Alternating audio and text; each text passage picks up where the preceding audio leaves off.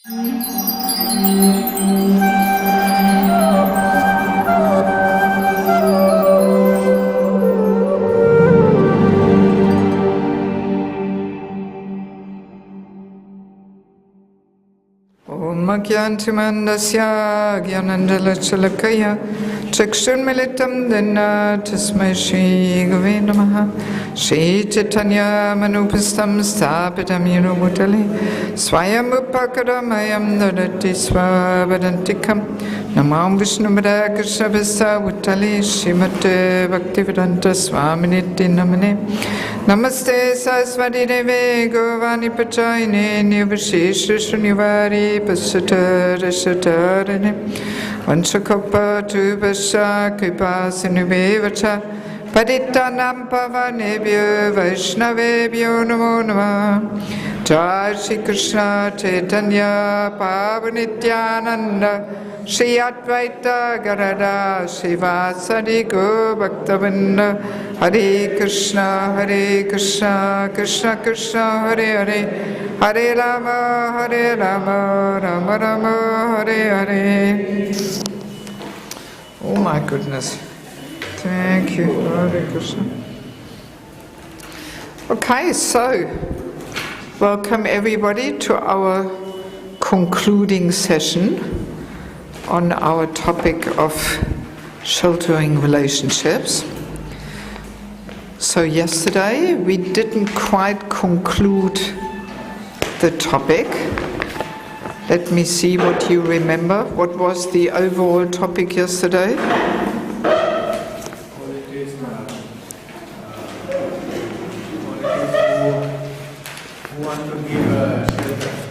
Yeah, so qualities we have to have in order to give shelter, right? Without looking in your papers, can you remember a few of the main and foremost ones? This chair is a little uncomfortable, right? Yes? Otherwise we have another one there, if you want to change it. Huh? He needs it? That one I mean. Is he going to sit there? Because he's got a lot of stuff.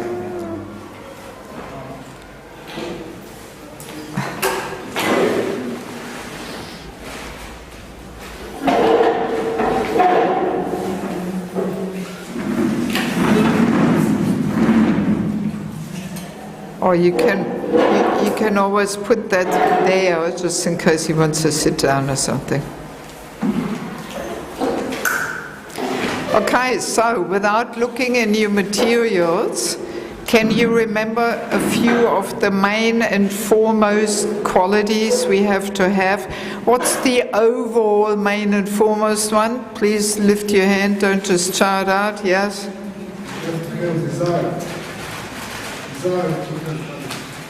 Yes, that is one of the main ones, but what's the very foremost one? Before everything else, before anything, the very first one. Stable. Huh? You have to be stable. Yes, but even before then. He must have a shelter himself. Yes, you have to be sheltered yourself, and only then you can give shelter to others. That's the overall very foremost and first one, really. Before that, no need to even look at any other qualifications. First of all, we have to have shelter ourselves. We have to have sheltering relationships, right? Yeah, so, and then a few of the main and foremost ones. Yes? He should understand Krishna Consciousness philosophy very fondly and convince himself very nicely. Yeah, so he has to understand the practice and philosophy of Krishna Consciousness. And what else?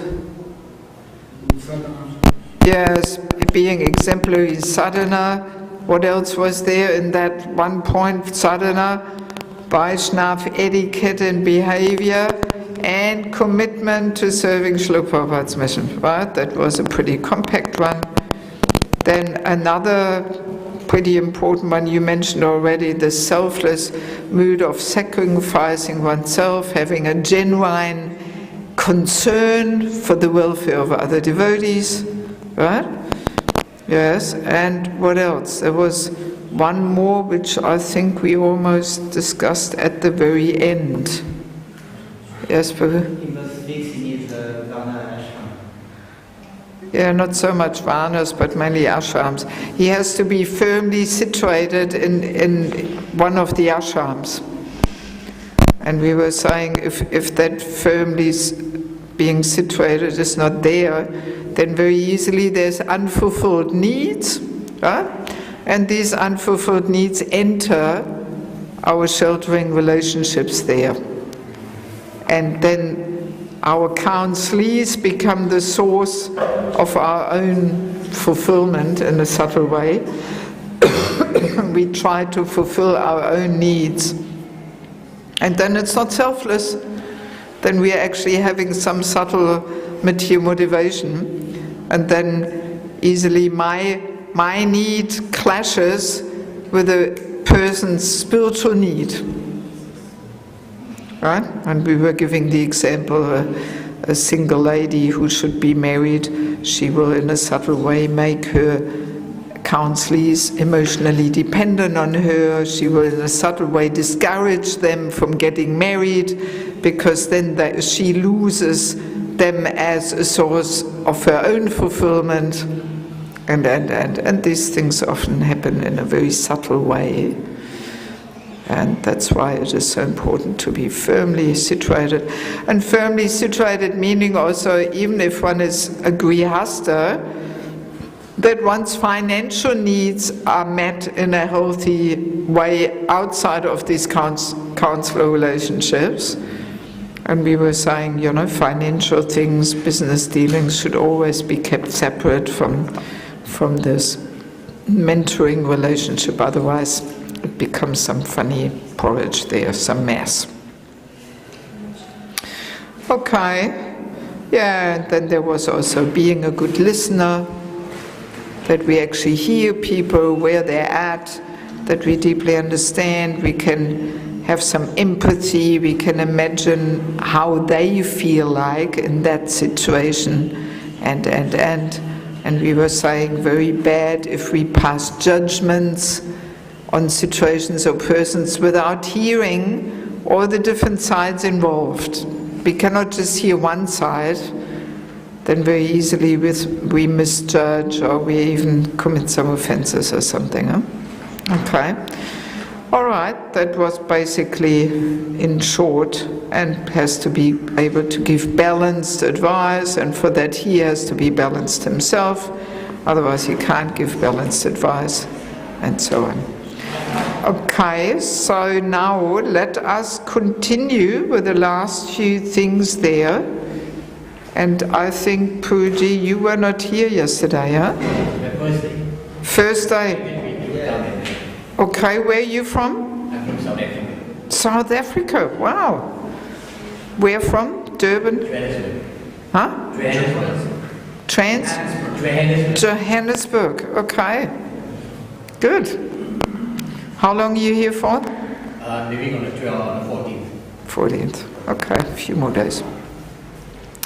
Good, so we have still some handouts from the fourth lesson. I think you're the only person who didn't get them. Oh no, hang on, you also were not here yesterday, right? Who needs the handouts from yesterday? Please raise your hand. You also? You were here, no? Yes? So you don't need the handout from yesterday? Huh? Or you want to, or something? Actually, she needs from everything else. Who? Ah. So here there was some more. Gopal Prabhu, you gave? Gopal? I have for the last 3 years. You have from the last 2 years. Yeah, he's here the third or fourth time, He can replace easily. Anybody else who didn't get them from yesterday? No, I think everybody else has. Okay, good. Okay, so, did you bring your materials from yesterday? No. Well, I invited and we didn't know if you were going to. You didn't know. Well, Olga, do we have any left from yesterday? Yeah. We lend it to you. No, because they didn't bring their materials, and I find it easier if you look at them. It keeps the attention better, and, you know. Okay. Hang on. For her, what did you give him now? Give you a lesson 1, lesson 2, lesson 3. Oh, okay. Well, I mean, see, these materials usually don't say that much until you've actually attended. So usually I don't even bother giving them out, because unless it's really presented with conviction and realization, just to look at the notes doesn't do anything, actually, to be really frank with you. But anyway, you're welcome to take them home, no problem. Okay, so a caregiver has to have sheltering and confidential relationships with equals and seniors. So this is slightly different from the fact that he has to have a mentor, he has to have sheltering relationships, but no, this point emphasizes more the importance of equal association.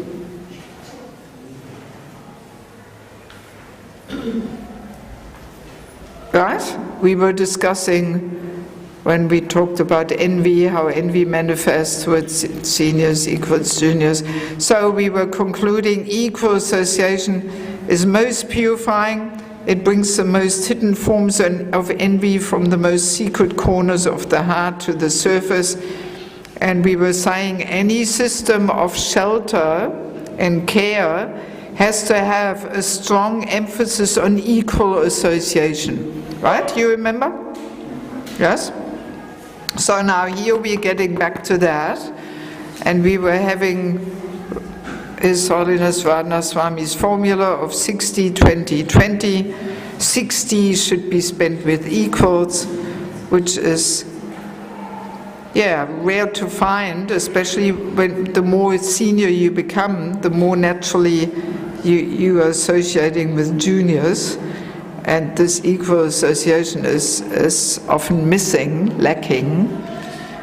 And sometimes, we might even feel a little almost uncomfortable in equal association, you know, because it's so much easier to surround oneself with juniors who are looking up and respecting and so on. But then sharing one's own influence with equally influential persons, that's the most difficult.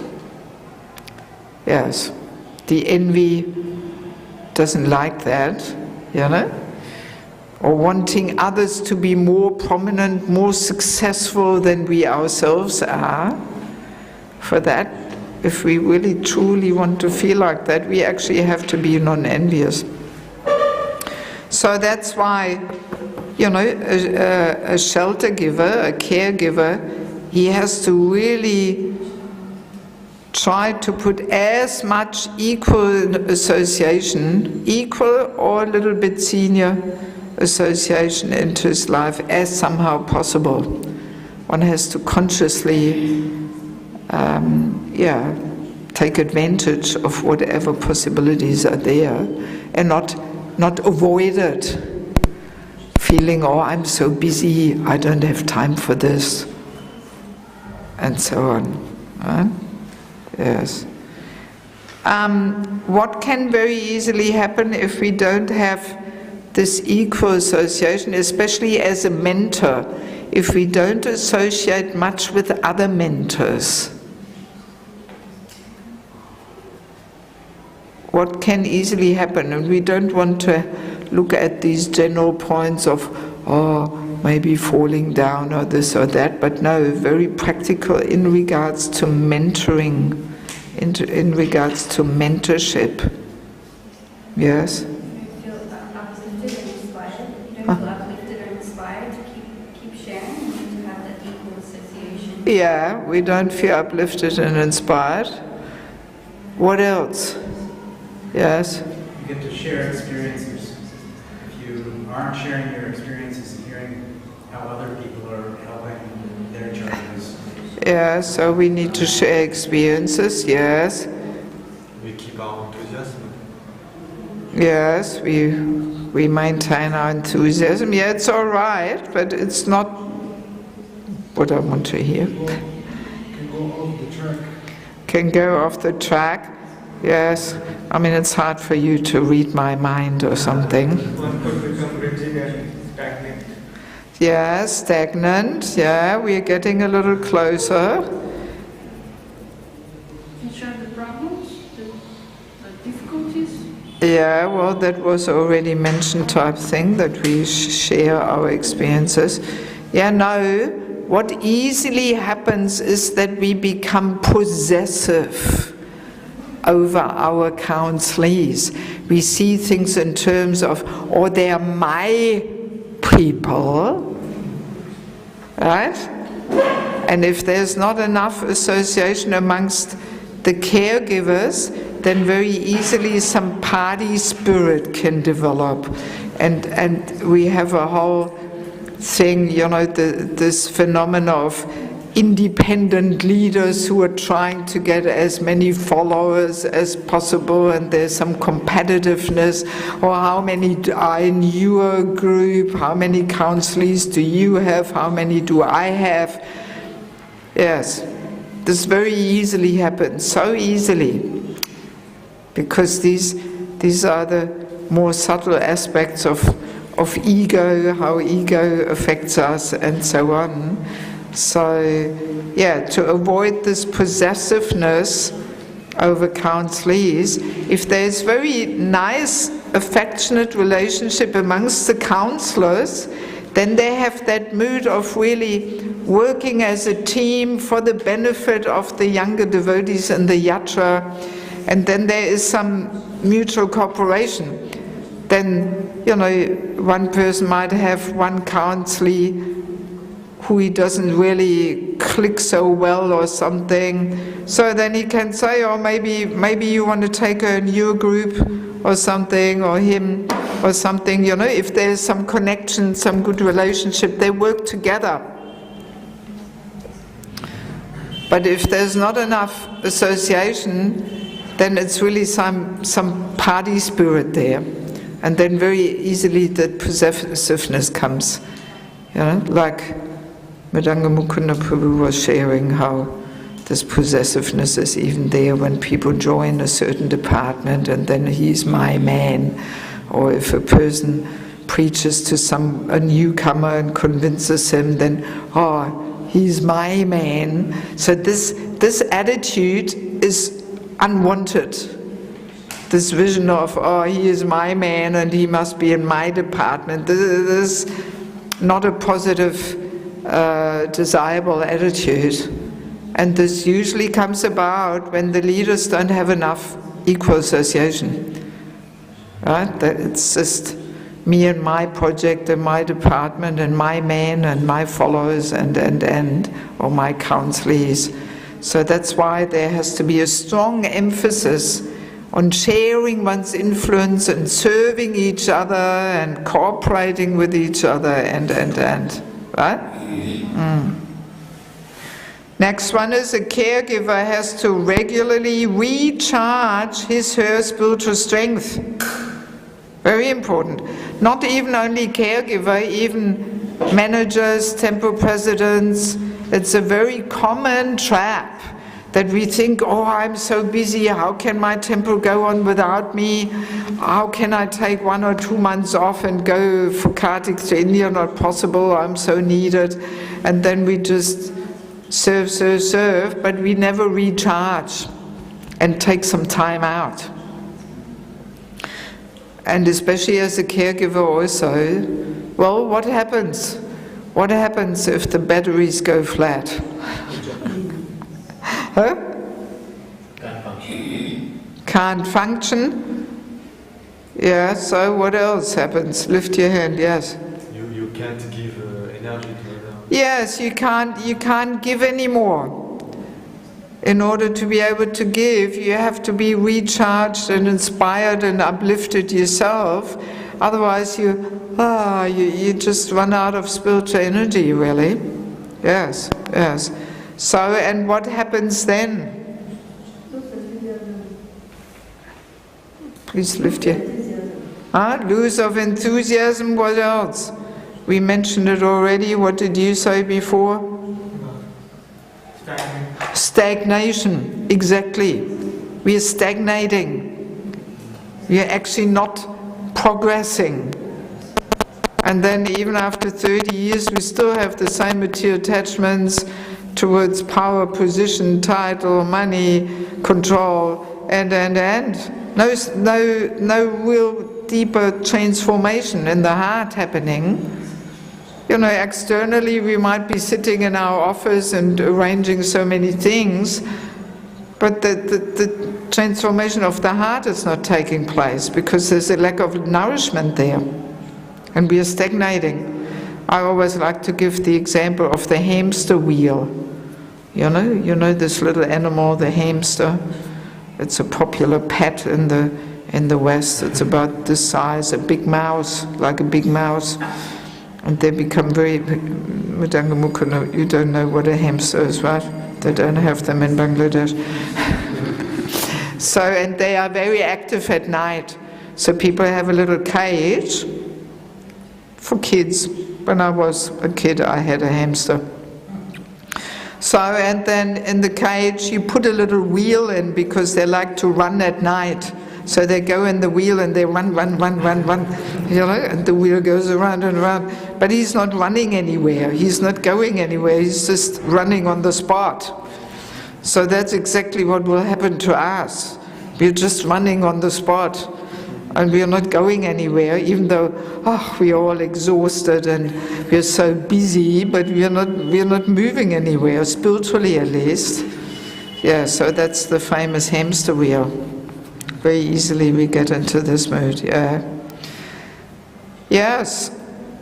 So attachment to power, title, position, money, control. And as a result of that attachment, what happens? So much conflicts, disturbances, right? And definitely lack of caring spirit. You can't actually be a true caregiver if you're mainly concerned about your position and. Actually, yeah, let's quickly look at this 4966. There is a purport in this regard, where Prabhupada is expressing this. This is in regards to Dhruva Maharaj. Prabhupada says, but unless people are Krishna conscious like Dhruva Maharaj, there will be no appreciable changes in government, because people who are hankering to attain political position by hook or by crook cannot think of the welfare of the people. They are only busy to keep their position of prestige and monetary gain. They have very little time to think of the welfare of the citizens. So Prabhupada is expressing that in regards to the government, but the same is actually also there on lower levels, right? Even as a practicing devotee, as long as we are concerned about our own prestige and position and title and this and that, we actually cannot be true caregivers. We cannot be truly concerned about the welfare of others around us. Because again, then we are very self-centered, we are actually, selfish, and with that spirit, you cannot give true care. You have to be selfless, actually. But as long as we maintain, desire for title and power and influence and recognition and all that, not the right consciousness to really selflessly care about others. Right? Yes.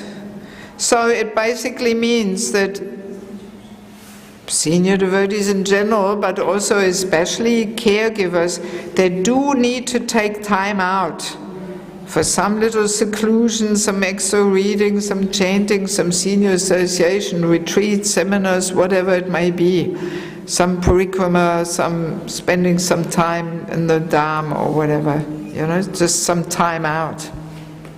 Yes, just to recharge and come back with renewed strength. Okay.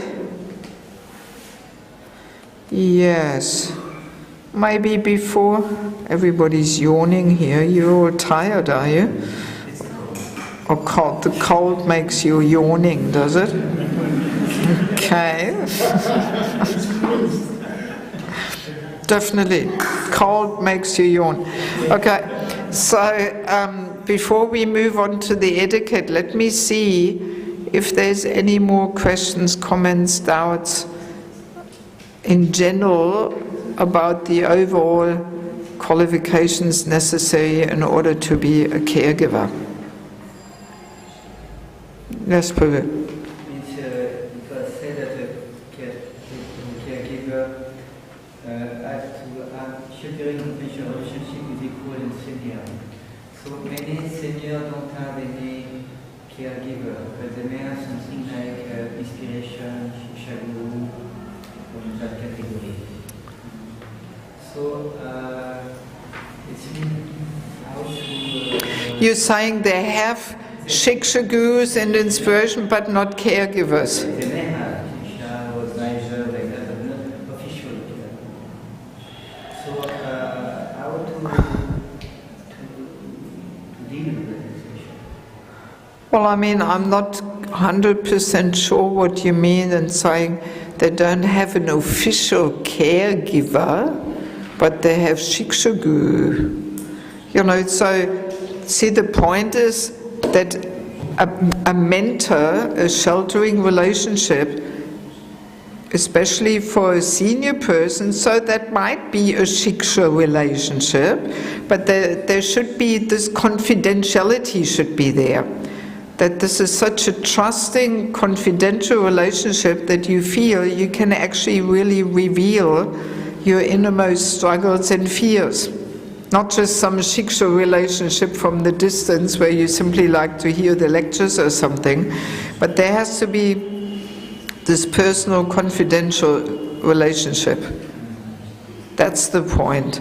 So no need to have some official caregiver label there on the head. I am an official caregiver or something. No, nothing official. You know? The point is we all need some sheltering, confidential, trusting relationship where we want to receive some correction from, and who has more experience than we have, and who can help us to assess ourselves whether we are balanced and this and that, you know? That's the point. And the actual situation is that, at least from my humble experience and observation, this is not clearly established how important this is. That's the whole point. When devotees come new to Krishna consciousness, they're young bhaktas, bhaktins, well then everybody clearly understands, of course they need some guidance and somebody who corrects them and advises them but then people think, so now we've been around for 10 years or more, so now we don't need this. That's the problem. We don't realize the importance that we need such kind of sheltering relationships ongoingly. And we are still stuck in this mundane vision that we think, oh, if I'm serving under somebody, it means I am not competent. And we were discussing this when Raghunath Das joined Mahaprabhu. Mahaprabhu put him under the care of Swarup Damodar. He said, you serve under him. And when we hear something like this, we immediately think, well, but he is an eternal associate of the Lord. Why does he need to serve under somebody? But that's exactly the mood of a pure devotee. The more purified we become, the more we want to accept dependence on devotees in the same mood and have same taste. And that's the whole issue in regards to seniors, that we don't even understand the importance of it. If we would, then there would be more sheltering relationships. And I mean, I know that among some sannyasis and Prabhupada disciples, this is going on. Some have their shiksha, sheltering personalities and so on, and they spend some time together at Kartik or something. So for some it is going on, but not for everybody. Not for everybody. So it's not firmly and clearly and deeply understood and established, even though we have lost so many wonderful personalities because of that point, because they were not in sheltered relationships. Yeah. Yes. So the first step is also we have to deeply understand the urgent need, and then we will endeavor, then we will look for it. But as long as we don't even understand, we will not endeavor for it. Right? And we just think, oh yeah, well, I'm doing my thing, he's doing his thing, and everybody's doing their thing, and so on. And yeah. I mean, this is even the reason why they started this Guru GBC Sannyasi Sangha every 2 years. Out of that reason, just to create a forum for equal association. Yes. That at least once every 2 years they come together and they spend some time churning some nectar and discussing things and what visions are there for ISKCON and so on. Yeah. Yes.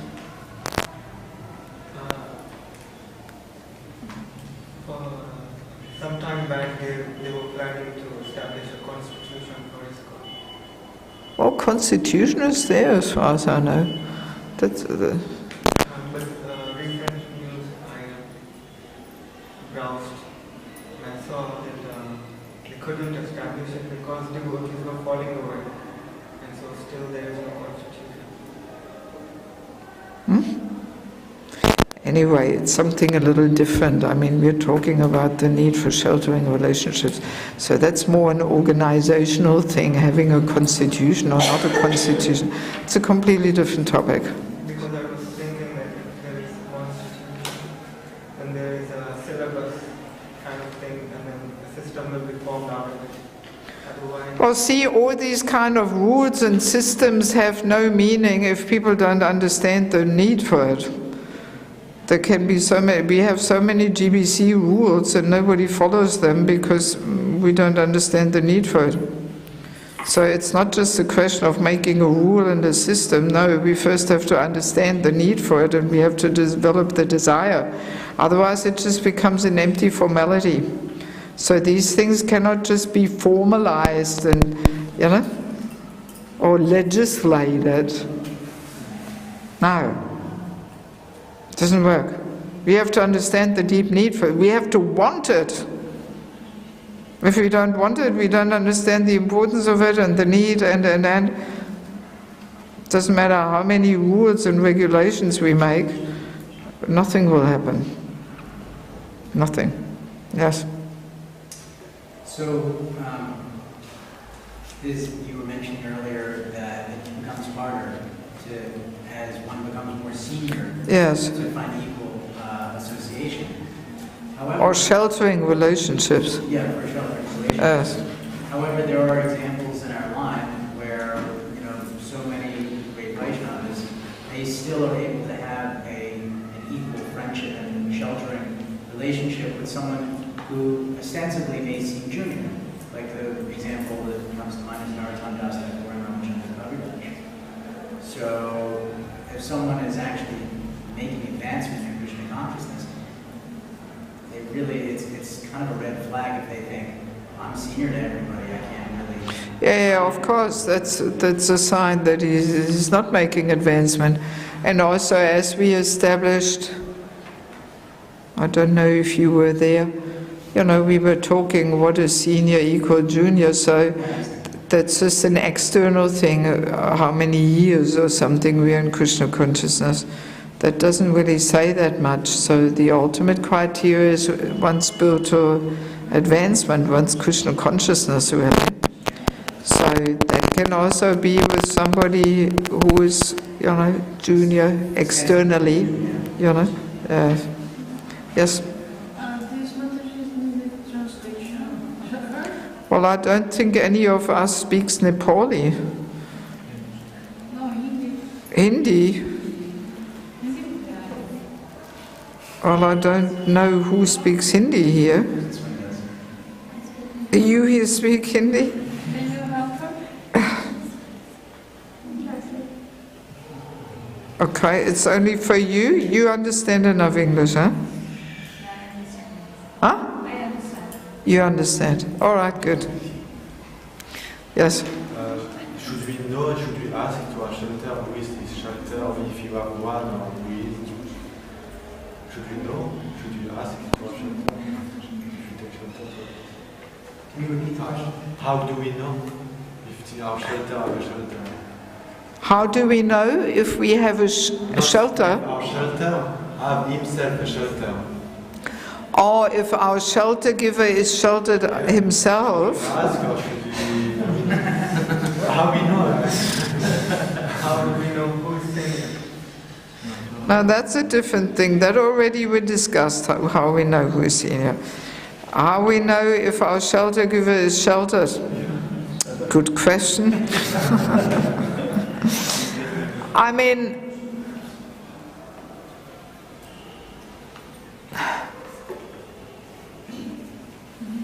I'm just thinking, I think it's Jiva Goswami who says that even as a disciple we should examine Guru before we take Diksha. So I dare say, you know, there could also be, there is room for a certain examination there, you know, asking the person. Yeah, I mean, you know, it's not that we are doing some whole interrogation there or something, but I mean, it's quite natural as we get to know a person more personally, it will come out where he is taking his guidance and shelter. And also, I mean, we can say a good criteria to see, to understand a person's mood more is also to observe how he associates with his equals. That gives quite a bit of insight. Whether the person always keeps separate and avoids that equal association, or if the person has, you know, nice and affectionate and harmonious relationships with equals and so on. So that is a pretty good indication where a person stands. So we should see what he is doing. Oh, we have Subhagimadaji joining us.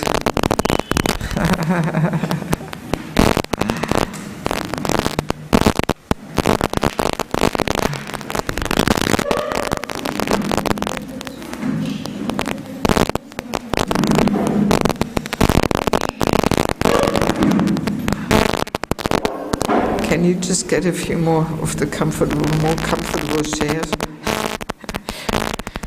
These wooden ones don't look so comfortable. Yeah, I mean, in the same way how we ask a person also who is your spiritual master or something, it shouldn't be seen as some inappropriate inquiry if we ask, you know, who are your confidential advisors or something or whatever, you know? I think so. I mean, see, I mentioned already once before that actually, at least in those yatras where I have observed the system being successful, that the caregivers are authorized, they are appointed. So like in Ukraine, the regional secretary, and actually no, not only regional secretary, there is one Grihastha couple, they are mainly heading up this whole mentoring system all around Ukraine. They travel and they inspire devotees and they advise and they meet with the mentors and preach about it. They're just so convinced of the importance of it. And they're of course also themselves, they're acting as mentors, but they're also mentors to many mentors. So, and they are not managers. Yeah, so in Ukraine they try and keep this separate, that at least the main, like the Maha mentor, they call it Maha Kurata. Kurata is how they call the mentors in Russian language. So the Maha Kurata, he cannot be the temple president, so that the powers are a little divided. And in the very beginning, for some TPs, that was a little tough to accept, because they had that, you know, the tradition was there that the temple president is the foremost one who keeps, you know, everybody going and whose influence is the strongest. And then having all of a sudden somebody there who is a mentor and equally influential on a personal level of the devotees, this was not so well accepted in the very beginning, like 12 years ago or something. But then in the long run they realized actually that the manager's life becomes so much easier if the devotees have a mentor. Then it's not him who has to solve every problem and this and that. Then he can pass on a lot of the things to the mentor. And he can say to the devotees, well, you better work this out with a mentor, with your mentor.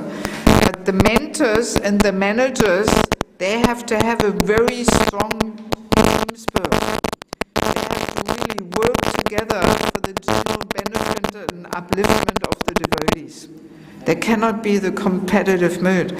And we actually have the same topic on higher levels in ISKCON. We call it the parallel lines of authority, right? Some of you might have heard this term, parallel lines of authority. There's even a strategic planning committee, parallel lines of authority, like this devotee care committee, there's parallel lines of authority committee. And they basically address the same issue on a little higher level. That the parallel lines of authority is the guru line, the Diksha guru line, with a managerial line. That easily, when they are not cooperating and really communicating well, then there can be some different moods and interests, or even some little tension or something, that the guru wants his disciples to go there, but then the local manager says, hang on, no, they're part of my temple, and you know, that there's some conflict of interest.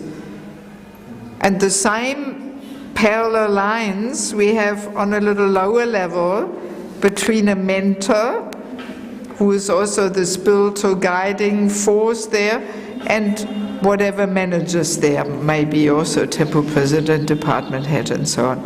So they have to really work nicely together. There cannot be some self-interest or something. They both have to work together for the interest of the devotees.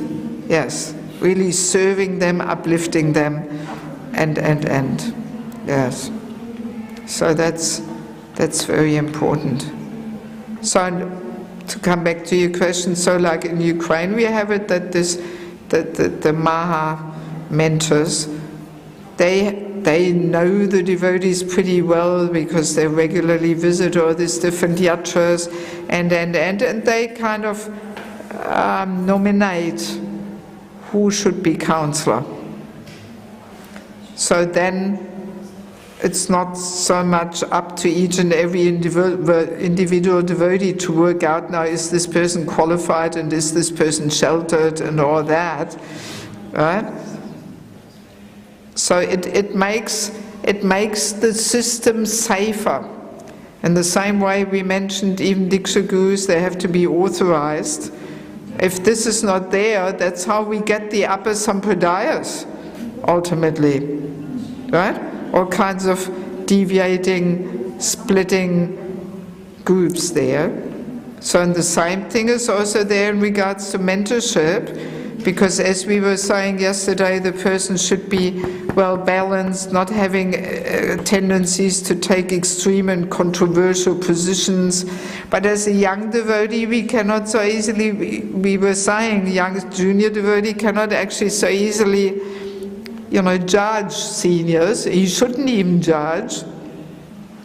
So a very new devotee might think, oh, this person is so far and so fantastic and spiritually so charged, but actually he's a bit of a controversial extremist, having with tendencies to fanaticism or something. But from the junior position, he cannot even recognize that. So and then if there would be no authorization, then very easily young devotees can be misled. Very easily. Very easily. I mean, I once heard, I think this was Parthasarathi Maharaj from South Africa, he was once mentioning in a lecture in Ukraine, he was saying, a neophyte devotee takes a neophyte to be advanced, and advanced to be neophyte. You understand? That's the vision of a neophyte devotee. He thinks another neophyte devotee, oh wow, he is so advanced. And he mistakes an advanced devotee to be neophyte. Because, another neophyte devotee might be very successful in making a show of himself, and a young devotee thinks, wow, he's so advanced. He's my Shiksha Guru. But then an advanced devotee who is meek and humble, he thinks, he's just a neophyte. Yes. So that's why some authorization has to be there. Otherwise, very easily, young devotees can be completely misled. In the future, it should be Huh? In the future, it should be more organized, the system. Yes. It's the vision to be more organized. Yeah. I mean, ideally, to have it really stable and nicely developing, there has to be some system, some structure. I mean, all right, maybe let's go to that now in the whole discussion, because we more or less have finished now with those qualifications. Let me share how different yatras are actually starting the system. Like in Ukraine, for example, they started like this. Then in one yatra, you identify the possible mentors who could possibly be suitable for this service. It's mainly stable grihastha couples. They are good mentors, And of course the brahmacharis, they accept brahmachari mentors. But even unmarried ladies, unmarried men, if they are heading towards the grihastha ashram, they should accept a grihastha couple as mentor. So the way they do it in Ukraine, they identify in a yatra who is a possible caregiver. And then they meet regularly. They develop their relationships. They have a house program every week or at least every 2 weeks. but not more rarely than that. Minimum every 2 weeks, or maybe even every week. They just meet in somebody's house for Shravanam Kirtanam, read something together, and they share some verses about chanting the holy name. They might chant one round of japa together. They might read some Prabhupada nectar, and one person prepares some little presentation on some chapter of whatever they're reading. There's some discussion. Then some little prasadam, some little kirtan, of course, also. So they just have such kind of 1 hour, 1.5 hours maximum program. This should be there anyway. This is the Vaishnav social life.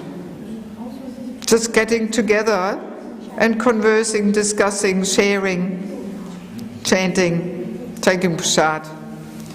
So, and in this way, first they establish these affectionate, trusting relationships amongst the equals.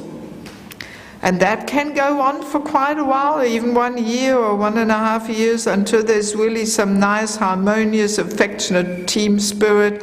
Yes, let us do something for our young devotees in our yatra and really care for them and reach out to them and, you know. And only then, each couple or whoever is there, they have their own groups. And one can start by simply advertising such and such Prabhu and Mataji, they're having their home program. Everyone is invited. So we don't necessarily say, so these are the counselors, so which counselor do you want to choose now or something?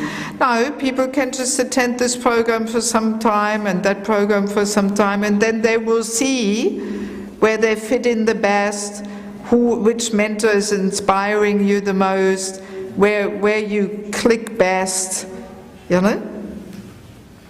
And then just attending that program, there's some personal relationship developing, especially when you're in the home of a devotee and you help a little bit to clean up after the program or something, or you cook some little prasadam and you assist a bit, and so in that way there's a personal relationship happening. And then it's very natural that if you want to talk something privately, then after the program you go up to him and say, oh, can I meet you sometime privately? I want to ask you some questions or something, right? So, and these 2 levels of programs, they continue. The mentors, you know, once every mentor has their own group, then each mentor should meet with their mentees every week. And the program amongst the mentors goes on every 2 weeks. So the 2 programs should go on parallel all the time. That the mentors are meeting regularly with the other mentors, and not just some managerial or sharing problem program, but no, Shravanam Kirtanam has to be based on Shastra, reading something. Otherwise, easily people come together and they gossip and they talk pajalpa about this person, that person, you know. So it has to be based on a bit of philosophy, reading something and so on. And then afterwards, over prasadam, they can discuss some other problems or questions in regards to the mentorship thing. But the program should be based on Shravanam Kirtanam. That should be the foundation for our relationships.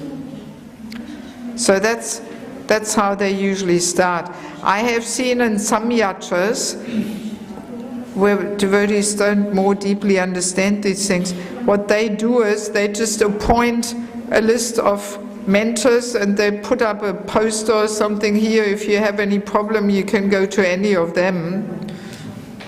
But this doesn't work. No, there has to be the cultivation of an ongoing, deeper Vaishnava relationship on Shravanam Kirtanam, and then it becomes very natural that you want to open up to that person. But you know, if this is not there, and then just when you have a problem, you look at the poster there, you know. This is very artificial. It almost reminds me a little bit of a material system, because I mean this is really how it is in the world today. because this culture of giving and accepting shelter and respect to the elders and all that, this is more and more falling apart. That's why people don't have anybody to share their problems with, right? And therefore they're going to all kinds of professionals and they pay them 20 euros per hour or 50 euros per hour, and they just go and see people just to have somebody to talk to, right? This is how it is in Europe. You have all kinds of counselors or therapists and this and that, right? And so, yeah, you get the yellow pages out and you have a look, who do I go to? So we don't want to follow that system. You know, it's a pretty mundane system. So we don't want to follow that. No, the relationships have to be based on Shravanam Kirtanam and sharing and chanting together. And that is the foundation for any more meaningful Vaishnava relationship. Yes. And then the opening up and sharing comes automatically, you know. Huh? Yes, Prabhu. The correcting things to others, actually sometimes it's tendency there. We correct someone in front of many devotees. Okay. This is also against the etiquette. Yeah, that's why I'm asking this. Yes.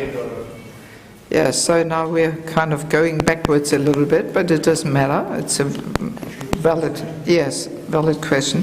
He's saying sometimes when a person corrects us, he does it in front of everybody, other devotees. And this is not such a good etiquette. Especially when a senior, let's say a mentor, is correcting a person who acts as a mentor, and then his mentees are there. You know, the juniors hearing it, how he is being corrected, that is very bad. But even to correct somebody in front of other devotees,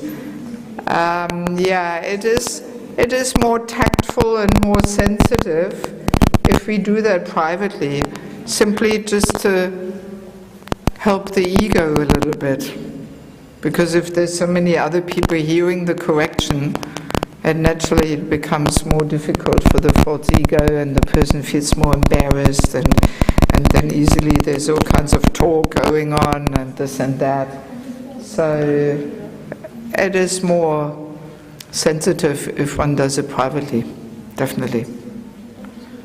Like even, Lord Brahma, after stealing the cows and cowherd boys, he privately goes to Krishna, Or Lord Indra, after sending the rain there, they privately meet somewhere. Yes. Yes. In a counselor system, if a counselor thinks that yes, he is my counselor, and he is my counselor, and I have to ask everything only him, and I will expect only him, not other one. Sometimes some seniors can say like that, you just do for me this thing. And he can, if he's saying like that, yes, he is not my counselor. How I can do these things? This is proper or? No, I mean, when we were discussing the topic of respect, we were saying how Vaishnava respects everybody, not only his counselor, definitely not, every living entity, even non-devotees, there has to be respect there. And any senior devotee who is in good standing, and especially if he also has some managerial influence or something, there has to be that respect there. I mean, this is kind of a little the other extreme, I have come across this also, that people are completely fixed on their counselor, and I have to ask my counselor. No. I had this experience in Pune. Devotees, they are fanatic about this. Yeah, so I mean, this fanaticism can ruin anything, you know, even the good idea of having a counselor, if it becomes a whole fanatic thing. So that's why we were saying we become fanatics if our own intelligence, our own enthusiasm is not guided by a higher intelligence than our own, then we become fanatics. So, yeah. It's just immaturity, that's all it is. Huh? Just immaturity, not understanding things in a mature and balanced way and just taking it a bit too extreme there. How can I take this that a counselor not teaching them properly, or is his condition? No, not necessarily.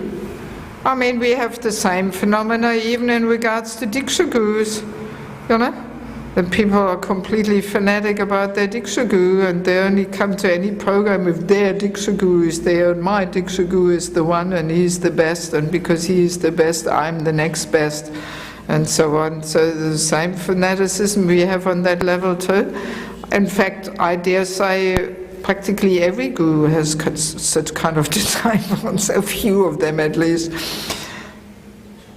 It's immaturity on the part of the follower.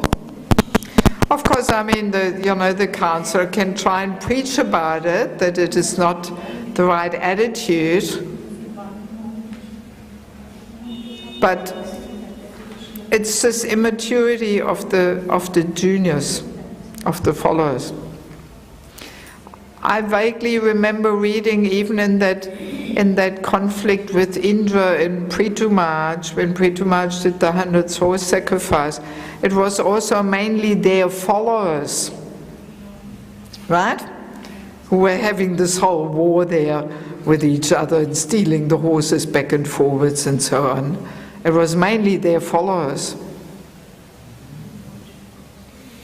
Same principle, that the followers are more on the ego platform there and are fanatic about their master there, and then get all enraged and having a whole war there. That means we are telling about the shelter giver, but shelter giver also choose who are taking shelter also, because if counseling is not good, then that kind of thing can happen. Yeah, but I mean, the counselee not being good, we have to assume that the counselee needs the guidance, that he is a more junior devotee. So we can't blame him that he is not good enough to accept a counselor or something. You know, I mean, he can only become more mature if he has a counselor who actually helps him to practice in a balanced way. So that the solution is not that he shouldn't have a counselor because he's not good enough or something. Well, how will he progress then? How will he be uplifted? Right? I'm just thinking, yes, all right, a Diksha Guru has to examine a disciple whether he is qualified enough to be accepted. Yeah, but I'm not sure whether a counselor, for him it is appropriate to reject a person. I mean, of course, if a person is just a complete nonsense and just not sincere at all and just creates disturbance, so then he might have to say, oh, well, I'm sorry, I'm not qualified to give you any guidance here or something. But as a rule, we want to be compassionate. We want to, reach out to everybody who has a sincere interest in practicing Krishna consciousness. So we can't be too choosy or something. Yes, Pooh. But in the first and I believe second also lesson you gave here was that there has to be some desire to accept instruction and correction. Yes. So if someone comes to a counselor out of formality, like, oh, this is what I have to do, Yes. to get prashadam and live in the ashram, then that person's not qualified to be under the shelter of a counselor because they're actually not taking shelter. They're just having some business exchange. So the point is, yes, if some person is not really sincere to actually accept correction, but he just sees it as a formality just so he can stay in the ashram and so on, then he's not qualified. Well, but we can say we all start somewhere, right? And that's the power of devotional service, that if there's some little spark of sincerity there, it can transform the whole person so immensely. I mean, I remember while I was married and we were establishing this temple there in Riga, we had about 30 brahmacharinis and about 60 brahmacharis or something. They all came from everywhere, from all over former Soviet Union. And my ex-husband and I, we were living in the temple. We were really like mum and dad there of the whole thing. Actually, Atmaram Prabhu, who had to fly back today, he was one of our first boys there. So that's how long I know him, yes. And I remember, my God, there was a few ladies there. Oh, they gave me a hard time, as we say, you know. They were really, they were so wild, and I had my struggles with them to keep them engaged and under control, so to speak. And sometimes I was really thinking, my God, maybe I should just ask them to leave the ashram. Because we had that mood, we were basically accepting anybody who wanted to live in the ashram. We were thinking, let's give everybody a chance.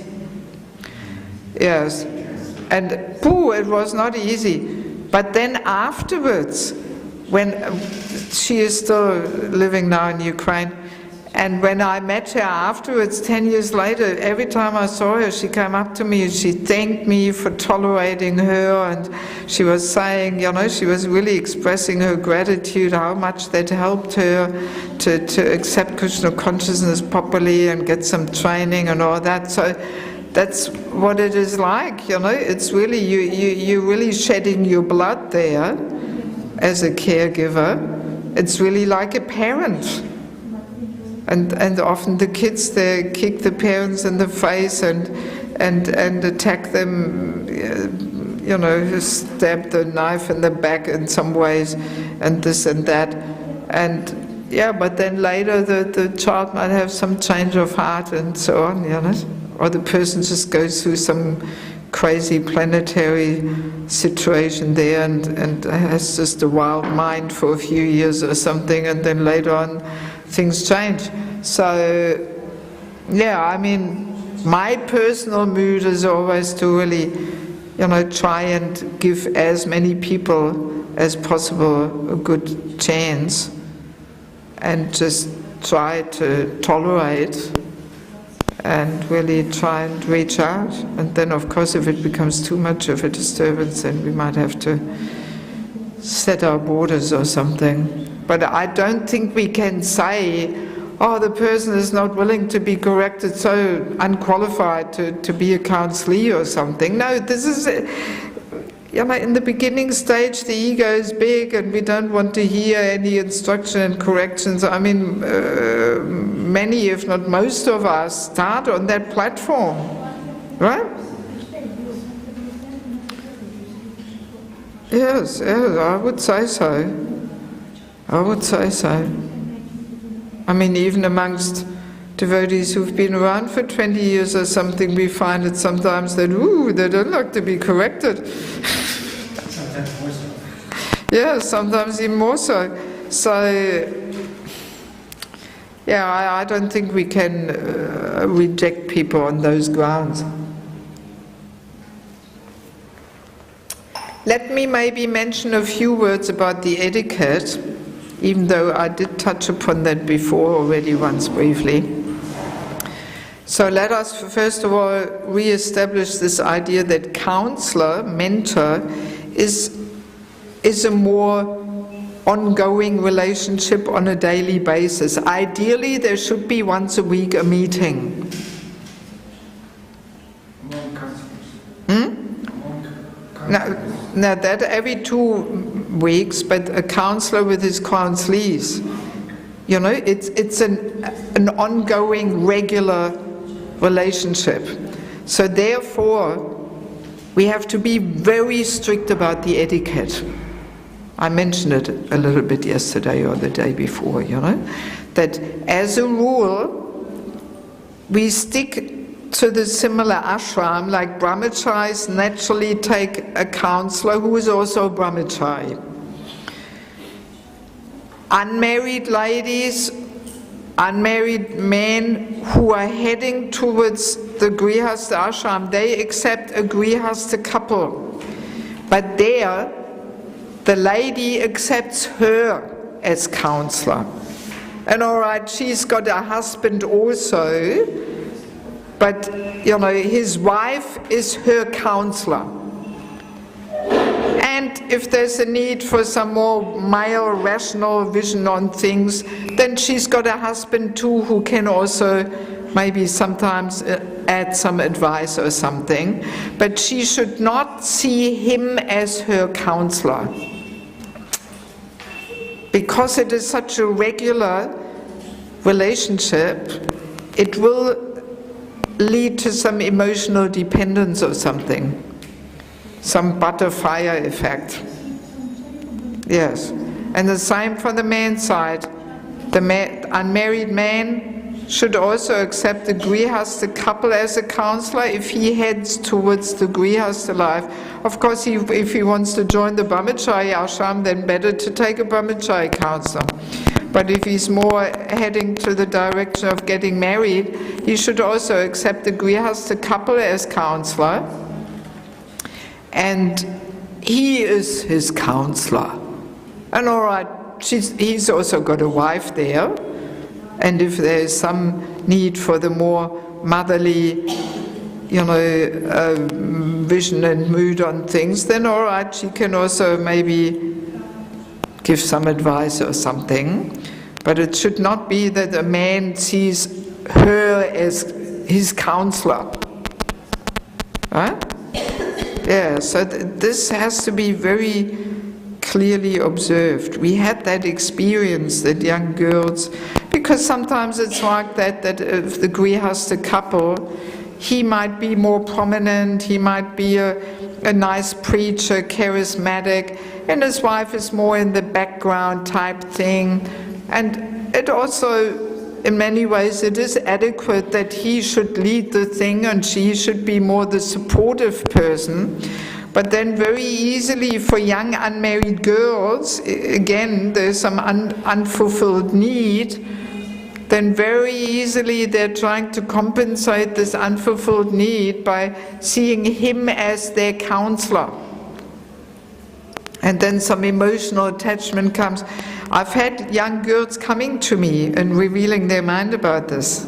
And they were saying, yes, every week when we go to this program, we catch ourselves, you know, spending 1 hour there dressing up in front of the mirror and we're feeling some attachment to him as our counselor, because that whole meditation, oh, he's my counselor and all this.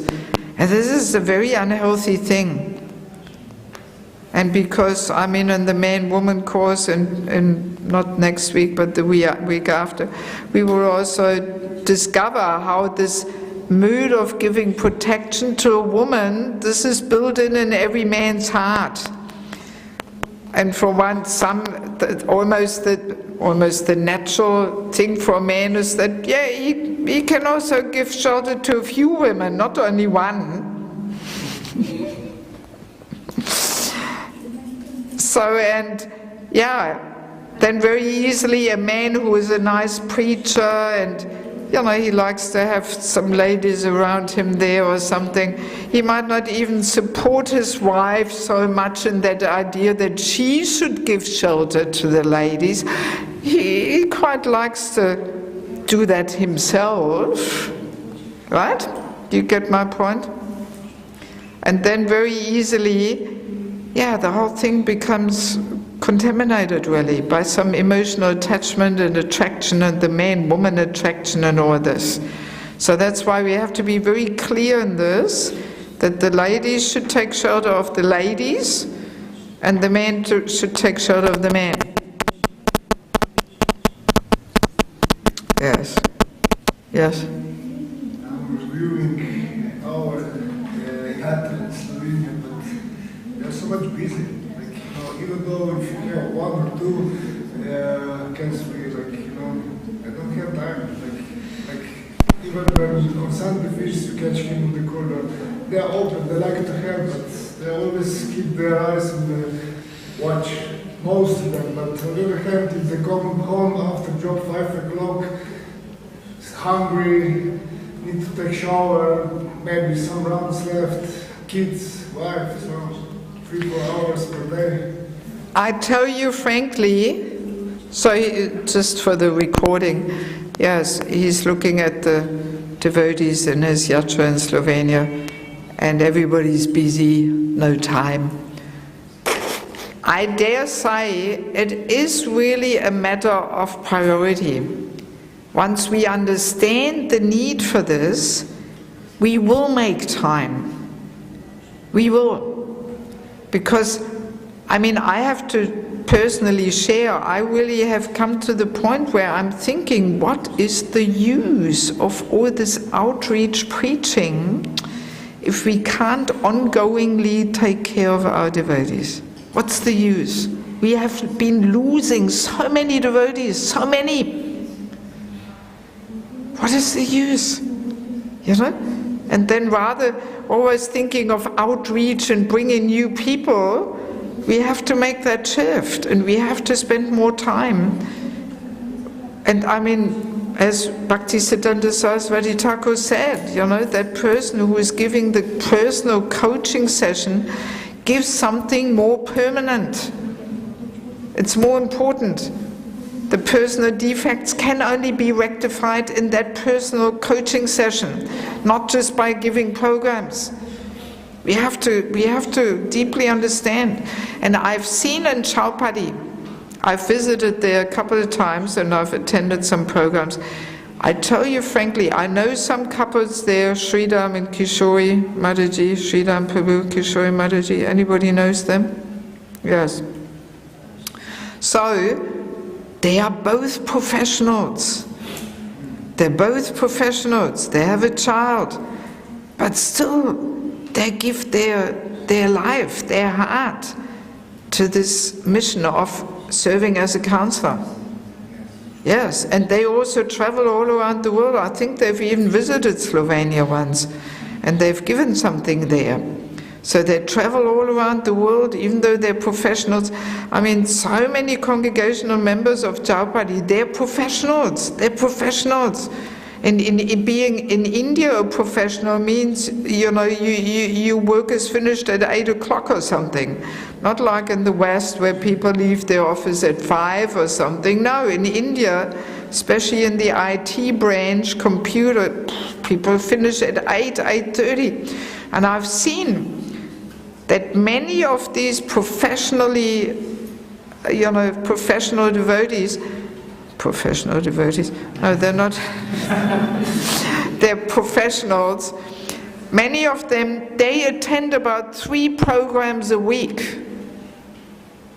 And they go straight from their work. They have their dhoti and kurta in their plastic bag and they go straight from work to a home program. They quickly get changed there, they attend there, they take some little evening snack there, then they go home and sleep. It's a matter of priority. We're wasting a lot of time just, you know, playing around on internet and Facebook and this and that. But if we take it, and it's a matter of attitude more than anything else as a counselor, that you always have that mood, or where's somebody who I can give something to and who I can, you know, inspire and so on. So it's that mood of giving. And I mean, that's exactly the disease in material life and its culture, that everybody's so busy with their plans and schedule and goals and. So we have to make some shift there. What about if this would be organized like a bhakti retreat with the counselor or mentor has all these, his counselors? Counselees.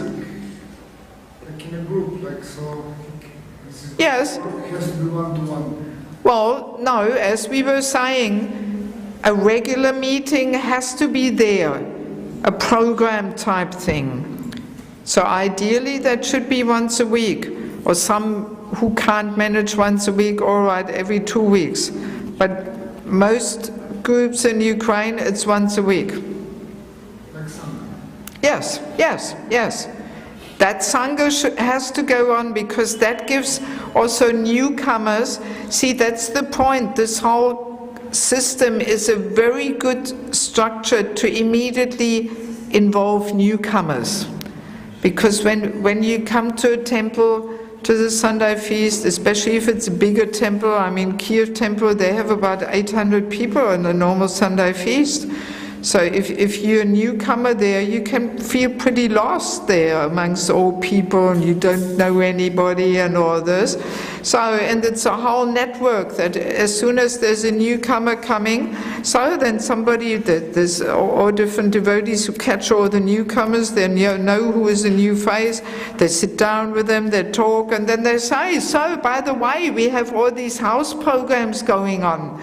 On Wednesday it's in this address, on Thursday there's one in this part of the city, and then there's another one in that part of the city, and Saturdays there's this one and this one and this one, and so on, and they're invited and encouraged to join one of these programs.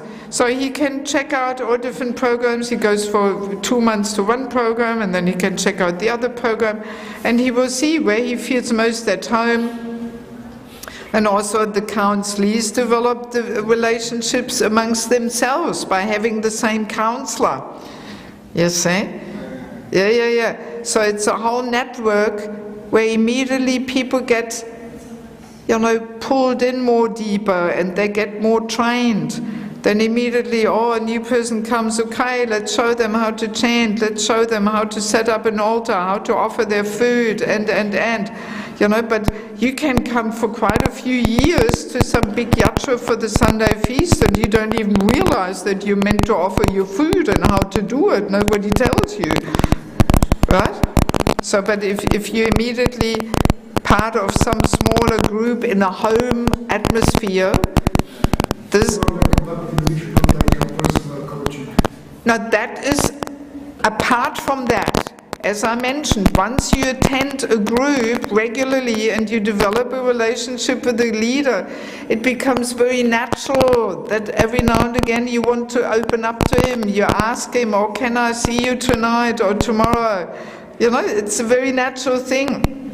Or after Sunday or before. Yes, or another day, depending on how big the group is, and so the one-to-one has to be there also. It's both the regular program, and that facilitates the one-to-one. Because as I was saying, if that program is not there, it's almost a little artificial to just look on the poster there with who is a counselor here. It's almost like a non-devotee is going to some advisory thing there. Come to Sunday feast, you don't know no one personally. Yes. Yes. So the one-to-one has to be there too. Both elements are there. That it's a group program. For sure missing in our answer.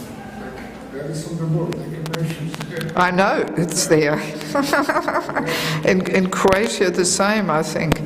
Yes, and I was thinking when I said it of your yatra, they tried to start it like this, the mentor thing, that they just made a poster with names, and here if you have a problem, they can give you counsel or something. But this is too artificial. You can ask other devotees or other sinners, but like these mentors has to be seen somewhere. They are not seen. Some of them, they have some programs, but not in that manner. Yes. They go to programs, but they don't have their own Sundays. Yes. So you cannot go and listen to her or be a part of this group. By the way, in April I'm planning to visit Ljubljana and give this course. Very good subject. Yes. No one is talking about that. Yes, I know. I've got it already scheduled. Yes, Boo. I heard a class by Srila Radhanath Maharaj once, where he made the point that if you don't have time to cultivate people and follow up with them, then it's not a problem of your schedule, it's not a problem of them. It's actually a lack of willingness to do the service. Yes. And he said, Krishna is time. So you never have to worry that there won't be enough time for people. And you can see him setting the examples that Radhanath Maharaj, he has so many things going on all over the world. But no matter who you are, whether you're a disciple, not disciple, whatever, if you go up to him, you will never feel like he doesn't have time. You'll always have unlimited time. And you also feel like, oh my God, I'm taking this important person's time, but he never exudes that energy. Yes. So now it's really behind this mentality of not having time. Actually, in the subtle way, there's this mood, oh well, don't disturb me. That you feel this as a disturbance and botheration and leave me alone. Yes, that's behind it. And we are hiding behind this, you know.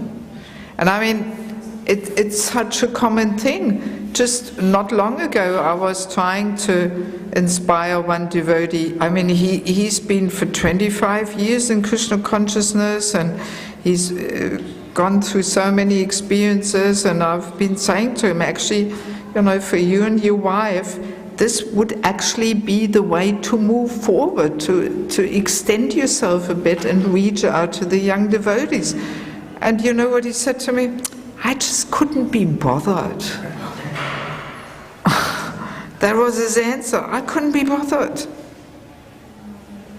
Yes, it's just a very selfish mood. And I said to him, well, you know what, you realize what that means? Complete kanishta. This is Kanishta. Yes, I mean, I know him since he walked into the temple, you know. He's also one of our first boys there from Riga, you know. I know him for almost 20, 25, 30 years or something. Yeah, so of course I said that to him, you know, of course. Huh? It depends on the relationship. It depends on the relationship. If you have a more trusting relationship, then you can say something. And it's a fact, it is Kanishta. Come on, if you say, I couldn't be bothered, what else is it? It's Kanishta. Let's make the diagnose here, you know? This is like this, what can I do?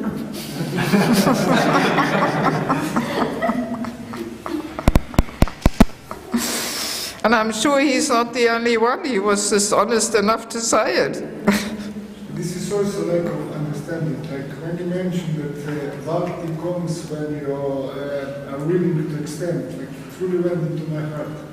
You get opportunities, but sometimes like you don't take it because you're just dumbfounded. You're in ignorance. Yes, yes. Yeah, but I mean, after 25 years of practice, you would imagine that there is some deeper appreciation and gratitude for this gift of Krishna consciousness, that we will want to give it to others. I mean, it's like, you know, you've had a heavy disease and you found the medicine, and then there's people around you who have the same disease. I mean, it would be very hard-hearted if you wouldn't say, hey, I had the same disease here, that's the medicine. Right? If you just think, oh, well, thank God I'm saved, I'm cured to some extent, and I don't give a damn about everybody else here or something. But this is behind that mood of not having time. We actually don't give a damn. That's what it boils down to. Actually, completely self-centered. Because like, from the first point when you come to Krishna consciousness, you have to extend every day a bit more and more and more. So then come to some degree, like first it doesn't want to extend anymore, and then you need to jump again and again and again, never ending. This is how Yeah, well, we have to constantly endeavor with great determination. And I mean, let's imagine if Prabhupada had had that mood, then we would all be rotting in ignorance. Right? Yes. Yes, Boo. You had mentioned about the very first qualification for giving shelter is having shelter yourself. And you also mentioned about that you can't really properly give if your own needs aren't met. You're not firmly established in an ashram. So the indication may be if someone has been in Krishna consciousness for a long time, they're not willing to give shelter, there may be underneath that there's some unmet need there that they don't, they're not able to admit to themselves, so they don't feel as though they can extend. If someone is satisfied in their position, like you said, it's pretty natural to want to help others if you've been helped. I mean, any human being, if he has a disease and he has something that's mitigated that disease, if he sees someone with the same disease, he's going to help. I mean, that's natural. But if he takes some medicine and it sort of kind of helps, but not really, and he's still suffering certain symptoms, and he thinks, well, maybe this medicine's working, maybe it isn't. Well, see, I think the point is that telling somebody about the medicine is so much easier compared to actually really serving as a mentor, because as a mentor you have to sacrifice so much of your time and energy. It really is. If you add it all up, you spend quite a few hours talking to the person, advising, hearing, talking again, advising, hearing. That's why Bhaktisiddhanta says 200 gallons of blood one has to shed. So it is so much more than just saying, hey, this medicine works, take it. And people, they're not willing to shed that kind of blood. Yes. But also they don't realize actually how satisfying to the heart it is to do that service, really. It is. I mean, I find there's nothing more satisfying than really trying to reach out to devotees and supporting them and guiding them and accompanying them through all the different ups and downs and this and that, Yes.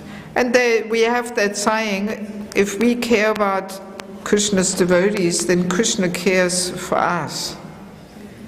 And it's really like that, because the devotees are so dear to Krishna. So if we make some effort and actually care for them, Krishna personally cares for us.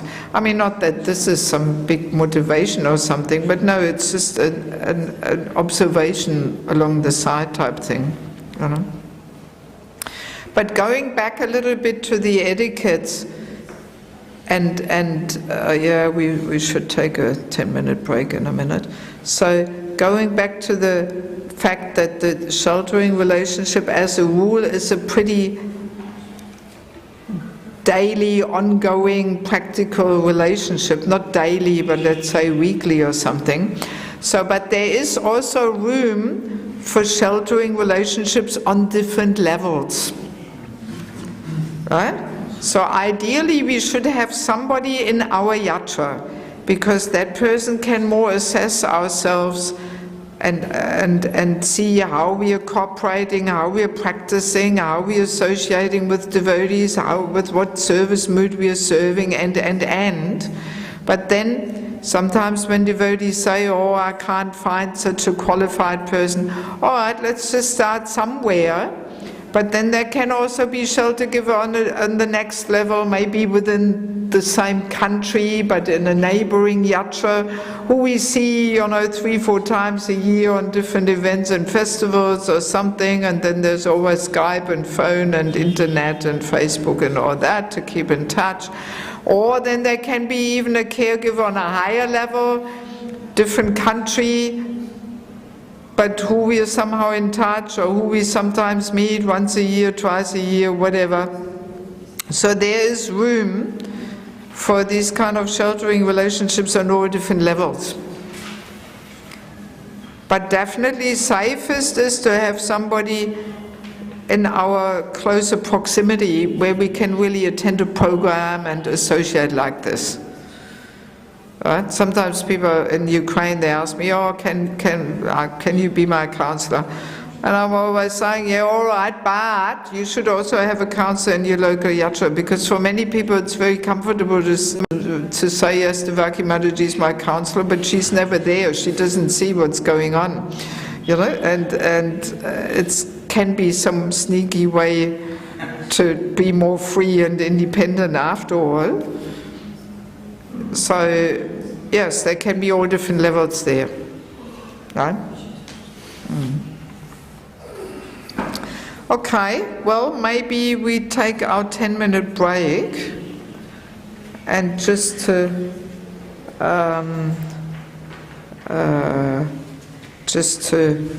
avoid that you're running off, we do have some little Mahaprasadam afterwards to distribute, just so it's some little, to complete the loving exchange here, just so you stay to the end. Okay, let's have a 10-minute break. Otherwise we have to eat it all, you know, if half of you go home. Yeah, so everybody please put their mobile phones on airplane, on flying mode, so that there's no disturbance for the transmission. Huh? Oh yeah, okay. Because now we are coming to the point of distributing our materials for the 5th lesson. That's correct.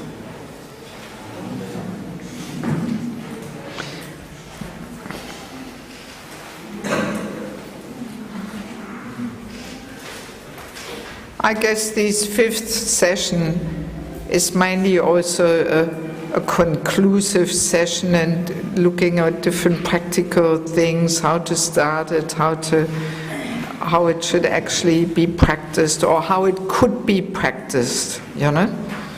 And yeah, I have a few other little topics there. Let's see how far we get, type thing, you know.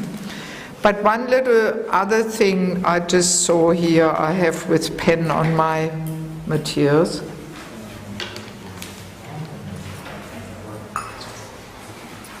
I mean, as we mentioned already in the beginning,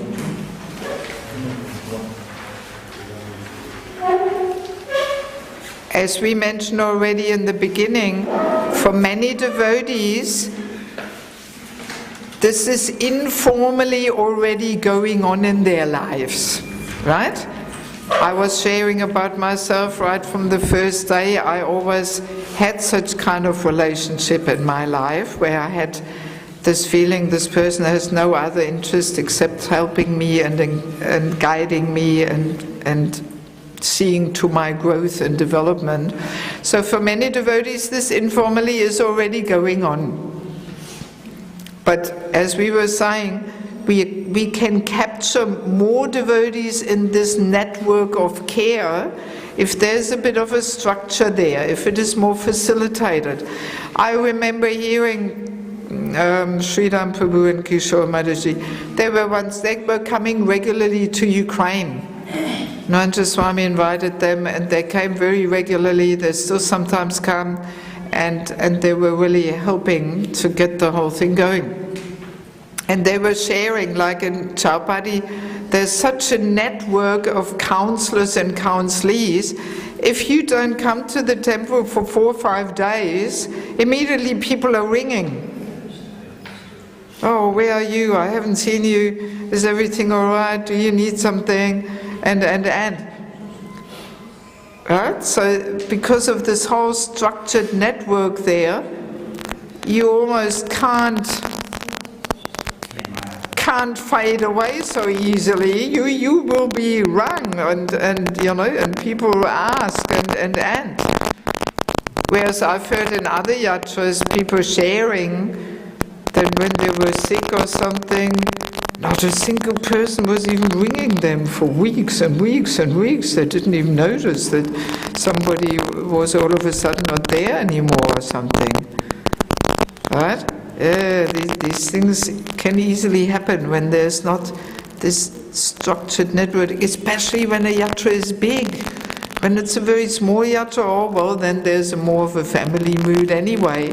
But if you have a big yatra with 1,000 people as a congregation or something, or even 300, 400, 500, very easily somebody can be left out there and easily forgotten. That's why a bit of structure and system facilitation is good. Yes. But nevertheless, I mean, many of us might be from areas where there is no facilitation and structure. So, we can in any case, once we understand the importance of the whole topic, we can make an effort that we desire to have such relationships. And as we were always saying, if there's a strong desire there, then Krishna will send the right person at the right time. We will realize, there is actually a person who is suitable for this. Krishna will send. But if the desire is not there, the most suitable person might be right in front of our nose, but we won't even be able to see and recognize because there's no desire there. So this whole thing can also be started in each and every devotee's life, in an informal thing, that we are simply looking, we have the list of qualifications, what a person should have ideally in order to be able to give shelter. So we can look around, we can try, we can endeavor to build some relationships in a conscious way, right? Because the relationships don't happen automatically. There has to be some endeavor, some sacrifice, some spirit of service towards each other. Otherwise, this is in every situation like that. Husband, wife, or brahmachari, ashram, the relationships don't happen just automatically by time going by. No, we have to make a conscious endeavor. So now sometimes people ask, so how about if there is somebody who could be our counselor, but somehow when we ask them, they don't accept. They don't want to play that role, right? So, what's a good advice? What to do? Huh? No. Well, but he says no. So, what do we do? Serve him. Yes, exactly. Very good. And that's the same thing even on the level of Diksha Gurus. We were just talking about Narottam Das Thakur. So when he wanted to take initiation of Lokanath Goswami, he actually first refused. Right? So, and what did Narottam Das Thakur do? He just served him very menially, cleaning up his stool there and so on in the mornings, in the dark. Right? Yes. So the same principle is also there on that level. If we actually, if we come and demand, can you be my counselor, and I need somebody and I can talk to, and so on. So some people might think, okay, this sounds like a lot of trouble and headache, do I really want this? But if we start serving that person, and that way we capture his heart. And also in the Bhagavatam, Prabhupada says in one purport that one is not allowed to accept service without awarding some instruction, some upliftment. That's the loving exchange. You see? So if we just try, not in a forceful and imposing way, but in a humble way to be attentive, how can I serve that person? How can I help him in a service? And doesn't have to be immediately personally that we serve that person, but just assist that person in their service or something. So then the person will feel obliged. The heart is melting, and we naturally feel like we should be giving something back and reciprocate. And like that we can try to develop a relationship with that person just through service. You wanted to say something? No. Right? Any question about that?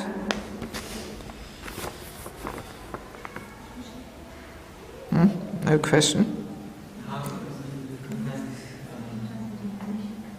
Equals, sometimes it's age, sometimes it's advanced. Oh no, you're really going back again. We've talked about all that. Yes. No, not again. Huh?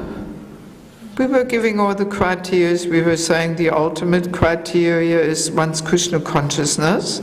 But since that is not so easy to assess, there's these external criteria, which is somewhat almost a little material. So you said it already yourself, it's age, how many years in Krishna consciousness, and position, managerial position is senior, or ashram, renounced phase of life is considered senior.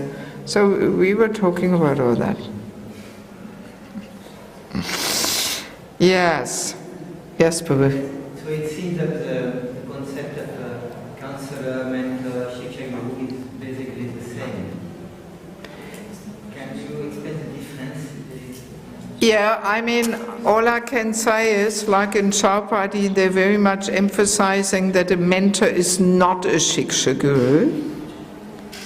And as far as I understand, maybe one main reason is just that it doesn't go into people's heads, thinking, oh, I'm a shiksha guru for this person, and then maybe making the philosophy, yes, actually shiksha and diksha guru should be equally respected or something, and then you kind of get carried away there.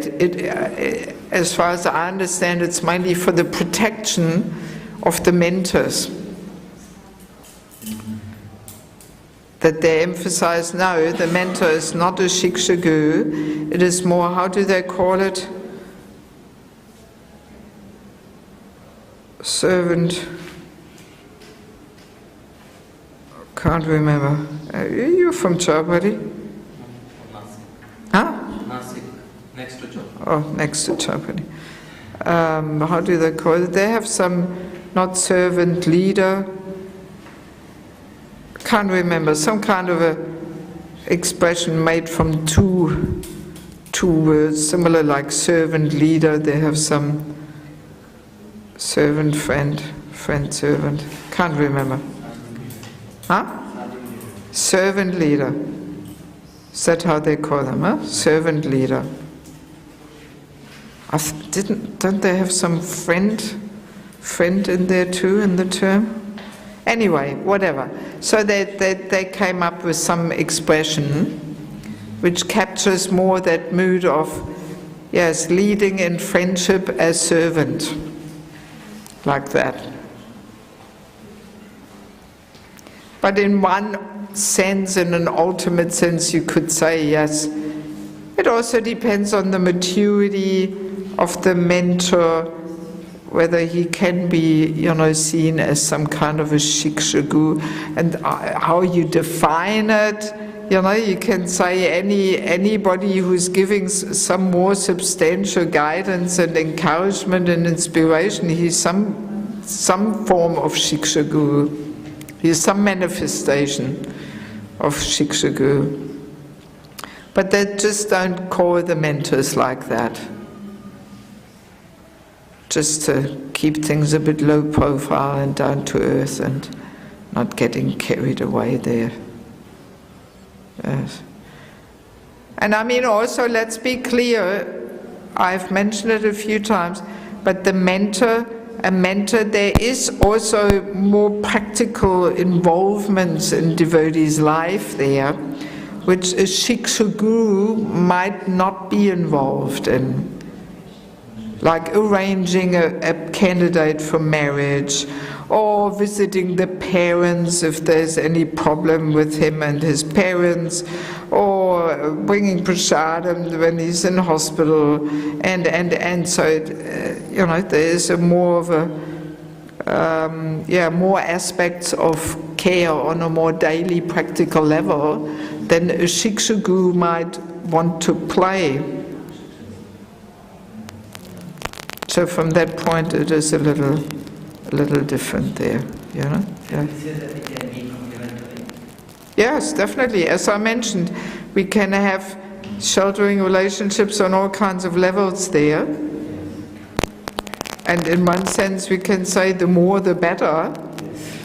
But then also, sometimes people, it's similar like with the Diksha Shiksha Guru topic. Sometimes people like to have several Shiksha Gurus because they're trying to escape the discipline of the Diksha Guru. Right? Huh? Well, if you're manipulative enough and play one against the other or something, you might be able to use it for your own purposes there.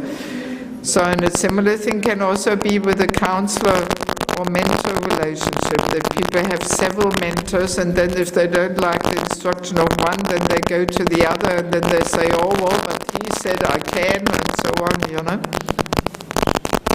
So that shouldn't be there, of course. Then better just to stick to one mentor. And also, if a person has several mentoring relationships, then ideally they should be working together. There has to be communication there, even between mentor and Diksha Guru. That's why Janmashtami always asks his disciples who serve as mentors to write reports. And in fact, you know, where in those places where the system is practiced deeply, the devotees don't get initiation. Hey, Olga. The devotees don't get initiation. Just because I give you a hint, no, not everybody has to look over there now. So the Diksha Guru will not give initiation unless the counselor recommends. He is one of the main and foremost personalities whose recommendation is most important. Even more important than the managers. Because a manager might want somebody to get second initiation because he needs Brahmins for the altar, for the deity worship. It's a very common thing. But then the mentor is a more aloof person there, and he can say, no, sorry, the person is not qualified. He's not regular and fixed up enough and steady and all that. Yes. So in Chapati, as far as I know, they have a whole group of mentors, and they discuss every initiation in that group. And if just one mentor is against it, he doesn't get recommendation. Yes. Everybody has to agree that that person should be initiated. I mean, it's not that it has to be like that, but I'm just giving it as an example, you know. So the mentors are very instrumental in the whole recommendation process, because they are meant to know the person most closely and personally. Yes. Yes. Anybody else wants to say something? Yeah, you told me already that the singers will let us know. We just have to be patient and sincere into our sadhana. About initiation? No, about the authorization. Well, if we are serving in a yatra where there is a more structured system there, then the seniors will authorize persons. But if we are in a yatra like here in Mayapur, there is no structured system. No senior will let you know who is a potential mentor or something. So it depends where you are. If there is already a structured system going, then usually there is some appointing system there. But if that's not there, you have to kind of try and see yourself or ask some senior devotees or whatever, Yes. Give the example of one devotee who had been in the movement for 25 years. He recommended that they give shelter. So in that 25 years, did they get the kind of shelter you described as you had throughout your devotional career? Yeah, to some extent, yeah. Because what if somebody finds themselves in a situation where they've been in movement for many years, never really got the type of mentoring that you're describing, and they want to plug in both ways, like they have a certain level where they can possibly offer some shelter, but they also are really looking for a situation or a yatra where there's a more structured mentoring system. So what recommendation can you give to someone in that situation? What, say it again? If someone who's kind of in the middle, they've been around a long time. Yes. They can certainly offer shelter to those who are younger. Yes. But at the same time, they don't feel like they have the shelter required to be able to offer stable shelter to others. So how does one plug into the middle? If the yatra where they currently are does not have the structure that they need. It's always the same thing. It's all boils down to the desire, understanding the need. You know, that's where we have to start. If people don't understand the urgent need, then they don't feel inclined to desire shelter and give shelter. So it all starts with hearing about the important need. No other recommendation I have. If somebody understands that need and they really and they want to exercise that, they also feel like they need a structured system like they have in Chopati or Well, somebody has to start, you know, and as I'm saying, even if there is no structured system, it is a question of consciousness. If we have that consciousness of simply extending ourselves and always, you know, it's almost, we can compare it to a consciousness, the consciousness of a mother. If a mother has 2 or 3 children, she's always has this expanded consciousness, you know, feeling, what does my child need, and. So in the same way as devotees, if we have this mood of expanding ourselves and being always mindful, where is somebody I can give something to? If we cultivate that attitude, where is somebody I can give something to? Then Krishna uses us as an instrument. It's like on Sankirtan. If we have that burning desire to give, you know, to a person Prabhupada's books, and we have this mood, where is this conditioned soul who is just ripe to receive Prabhupada's books, then Krishna uses us as an instrument. He arranges that we meet the right person at the right time. So same thing is also there on this level.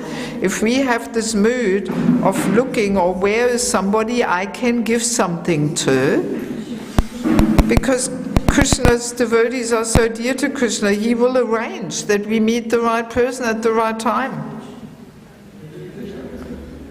Yes, and we catch all kinds of lost souls there who need something. This is often the mood I go to Vrindavan for on Kartik. Just being available for devotees. Yes, it's full-time service. I can tell you. And if you have that mood, you act like a magnet to people who really need somebody to talk to and get some advice. Yes. So even if there's no structured system, if we just have that mood of wanting to give, that's the point. Instead of having the mood, what can I get here for me and my pleasure, we have to have that mood of where's somebody I can give something to. If we have that mood, then we'll find, we meet people who I can give something to. So like that we can get the whole process started, even if there's no structured system of mentorship or something, you know. Yes. Olga, can you give Puruji the... Yes. Well, anyway, yesterday we had a good session there, you know, that all the qualifications we have to be able to give shelter. So this is such an important one. And now we are on the 5th one. We are just touching upon a few more points to round off the topic here. So we are actually only now starting with lesson 5, so you just came at the right time. We kind of just finished the lesson 4 and had a few more questions there.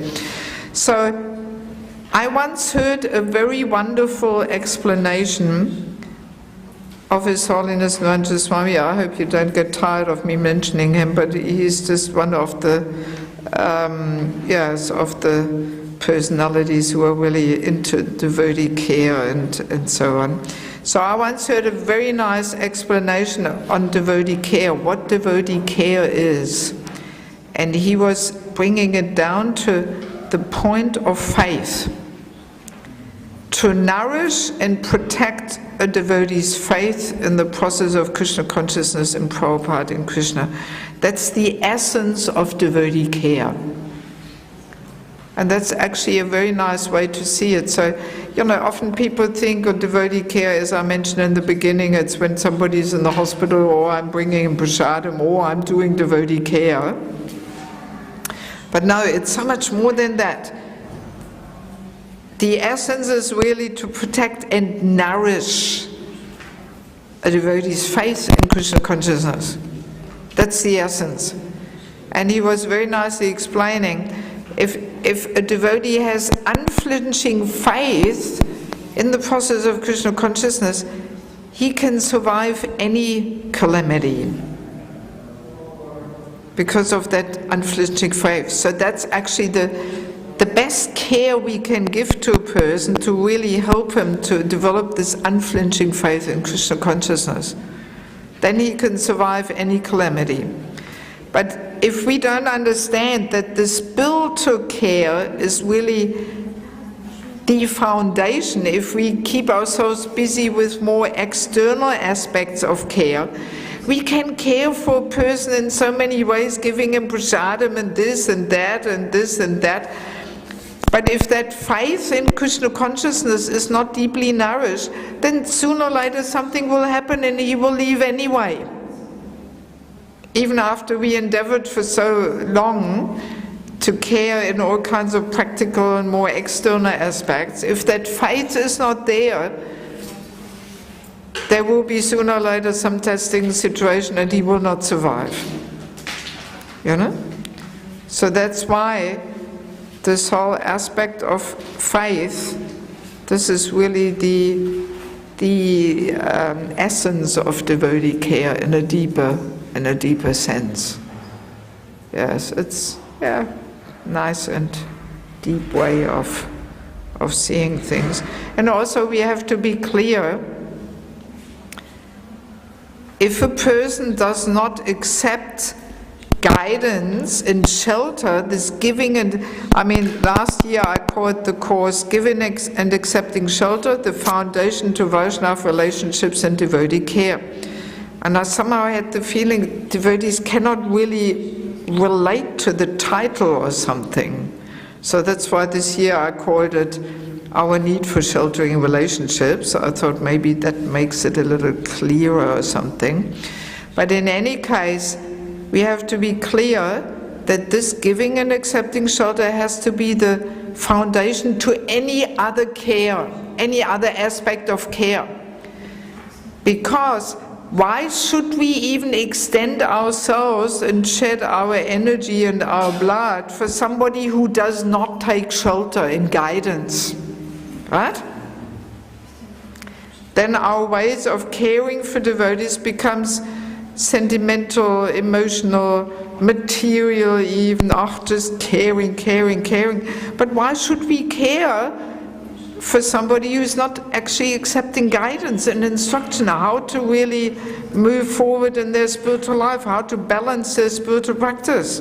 So therefore this giving and accepting shelter has to be the foundation to any other aspect of care. Otherwise we're just wasting our energy here and we become some mundane caring organization or something, But we don't want that. The foremost interest in devotee care is to nourish a devotee's faith in Krishna consciousness and protect it. then we really get to the root of care. Yes, and I was putting here a few nice points. You know, Bhaktivinoda Thakur, he compares the awakening faith of a newcomer to the birth of a newborn baby girl. Very fragile, you know, needing protection and nourishment and care. Baby girls are usually, as a rule, a little weaker than baby boys, so can't get any weaker than that, newborn baby girl, right? So it needs all protection and shelter and care and nourishment and. So that's a nice comparison to that very fragile faith in a new person who comes newly to Krishna consciousness. So, and this faith needs to be nourished and protected from karma, jnana, and desire for mystic yogic perfections and so on. So, and yes, Rupa Goswami gives us this verse, Bhukti and Mukti are like two witches that haunt one like a ghost. As long as these two witches are within our heart, we will never be able to taste the sweetness of pure devotional service. So in other words, yes, giving spiritual care means we nourish, we protect a devotee's faith. And at the same time we can also, and then Bhaktivinoda Thakur also says that faith is the currency by which we purchase Krishna. Right? Yes. So, and we can even understand it in mundane dealings, even in our relationships. If we have faith in a person, then that purchases him, basically. Right? Yes, that's endearing, that conquers the heart, if somebody has faith in us. So, and it's the same thing with Krishna also. If we have unflinching faith, Krishna has to reciprocate, he has to answer, he has to give protection. Right? I mean, Krishna is a person after all. So he responds in the same way how we are also, in a somewhat perverted reflection, we also respond like that if somebody really has strong faith in us. So it's a very basic principle there in any kind of relationship, that how faith in a person conquers that person's heart and it deepens the relationship immensely. Yeah, so, and interesting, yes, giving spiritual care is compared to watering the roots of the tree of care. All branches, leaves and twigs of care will flourish.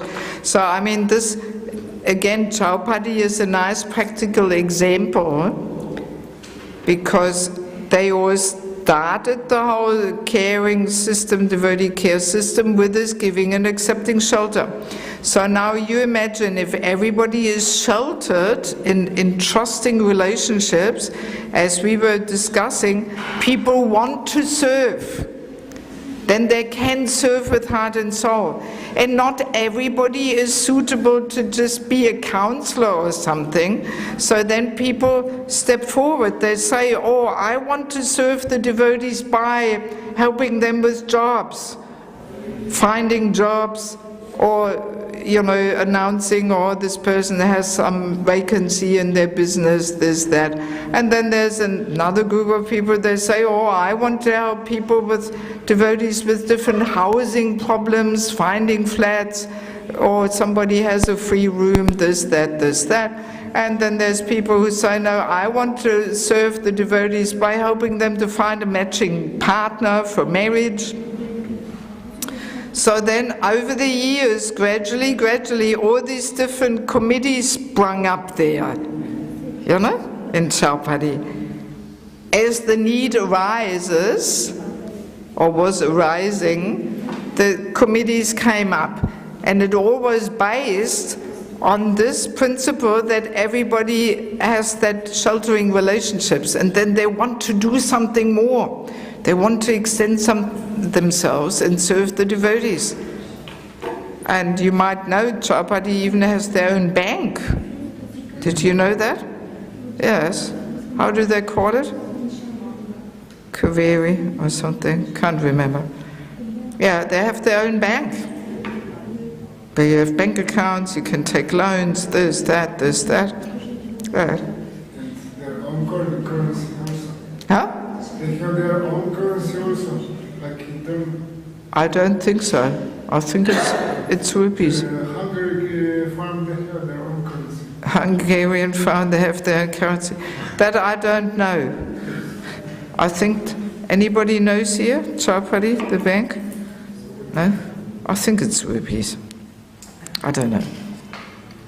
Yeah, so in any case, you know, it's all based on this giving and accepting shelter. Then eventually all these different committees sprung up. And that's how it should be, you know, that it's really based on sheltering relationships. Sometimes yatras, they try and, you know, jump up there artificially and establish all kinds of committees. But when that foundation of giving and accepting shelter is not there, it becomes somewhat a little mundane. Then this foundation of spiritual shelter and nourishing the faith is not there. And then it becomes more like some mundane welfare aspects there, right? And it just doesn't have that solid foundation. So it's more deep and solid if we really establish it all on this giving and accepting shelter. Because that's hopefully what we all come for to ISKCON, that we want to nourish our faith in the process of devotional service. We don't want to just be taken care of or something, or find a convenient job or a flat or whatever. Or as an elderly person, we get sick, yeah, we want to be taken care of. No, it has to be based on shelter and taking guidance. Otherwise, it's kind of a little hollow, shallow, right? Yeah, you get my point? Yes? Yeah, so anyway, it's good to understand that the essence of devotee care is really nourishing and protecting a devotee's faith in Krishna consciousness.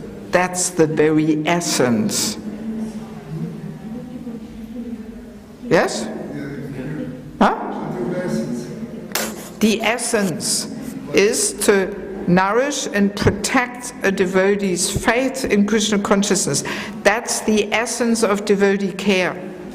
It is very often not so deeply understood.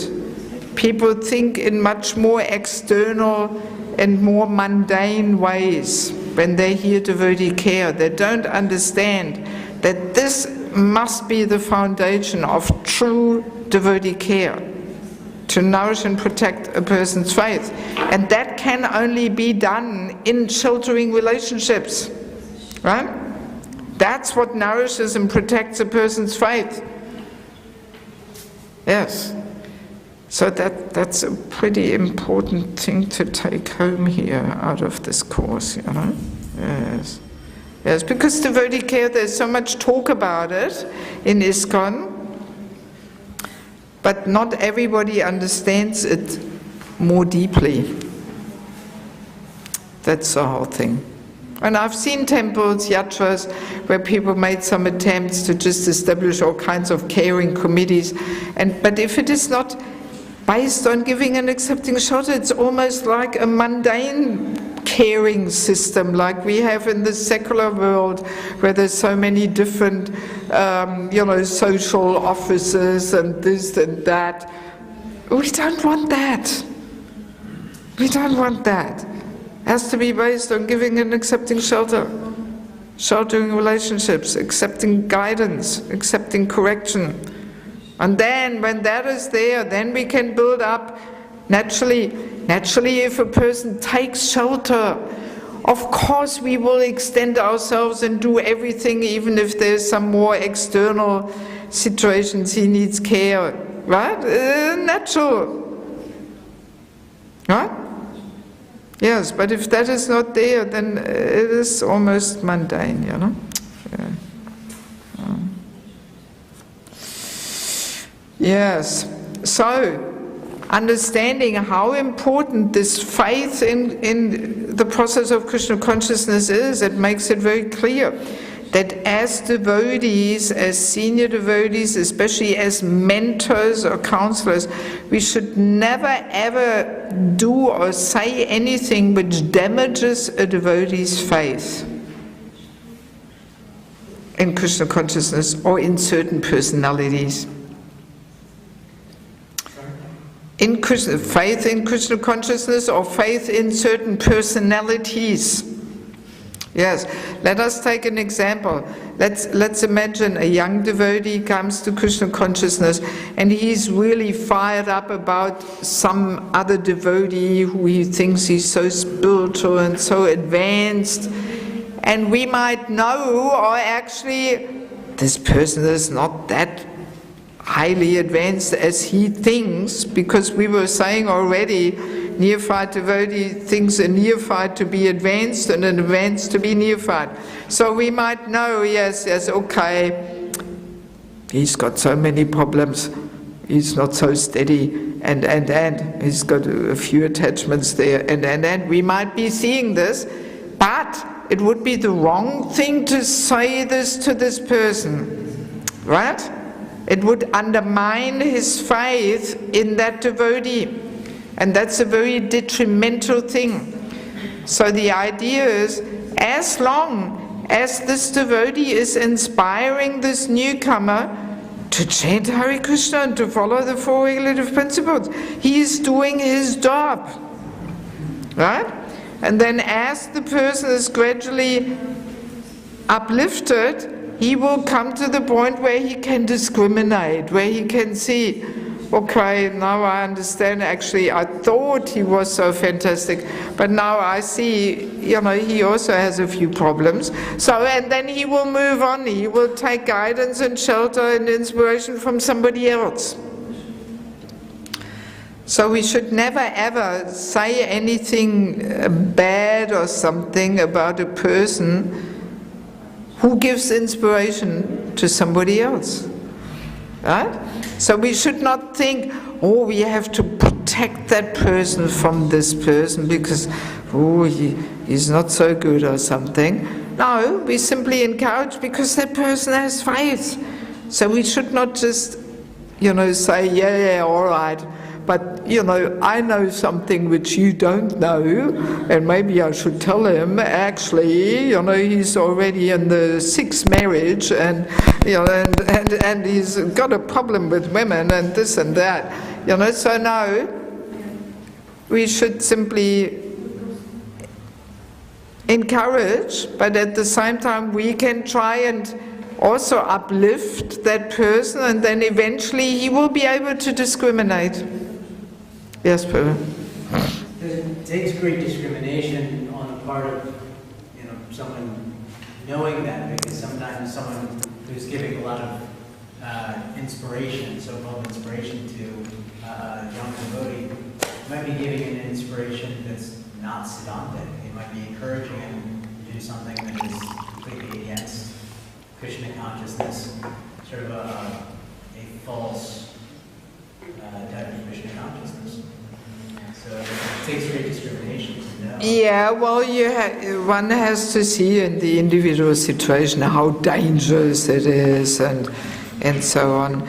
But basically we can say, you know, very often it is like that, that really the right person comes at the right time to take that person further.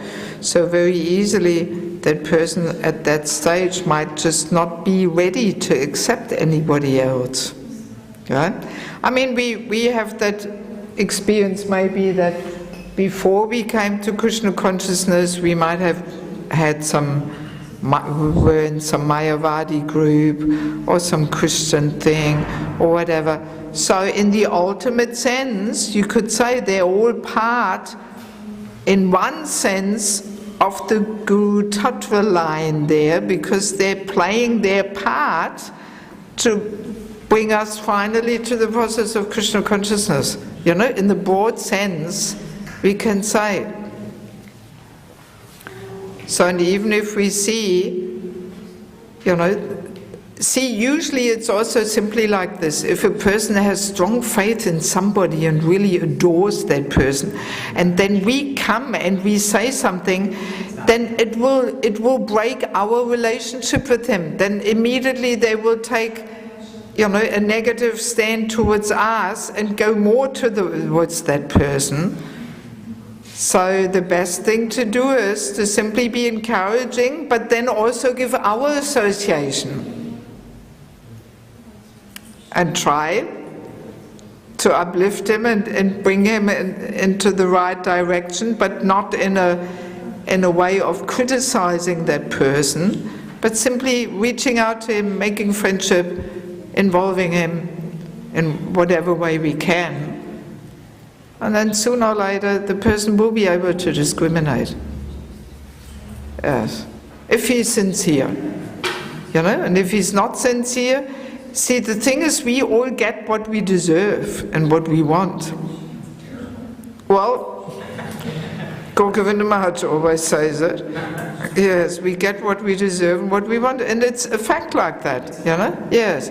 I mean, even, that's the role of Lord Shiva or something, you know, he catches all those personalities and uplifts them and brings them further and so on. So, yeah, we also have our Lord Shivas around, or different personalities who catch, you know, certain personalities, and somebody else who is maybe on a higher level would not be able to catch that person. Yeah. Yes. Yes.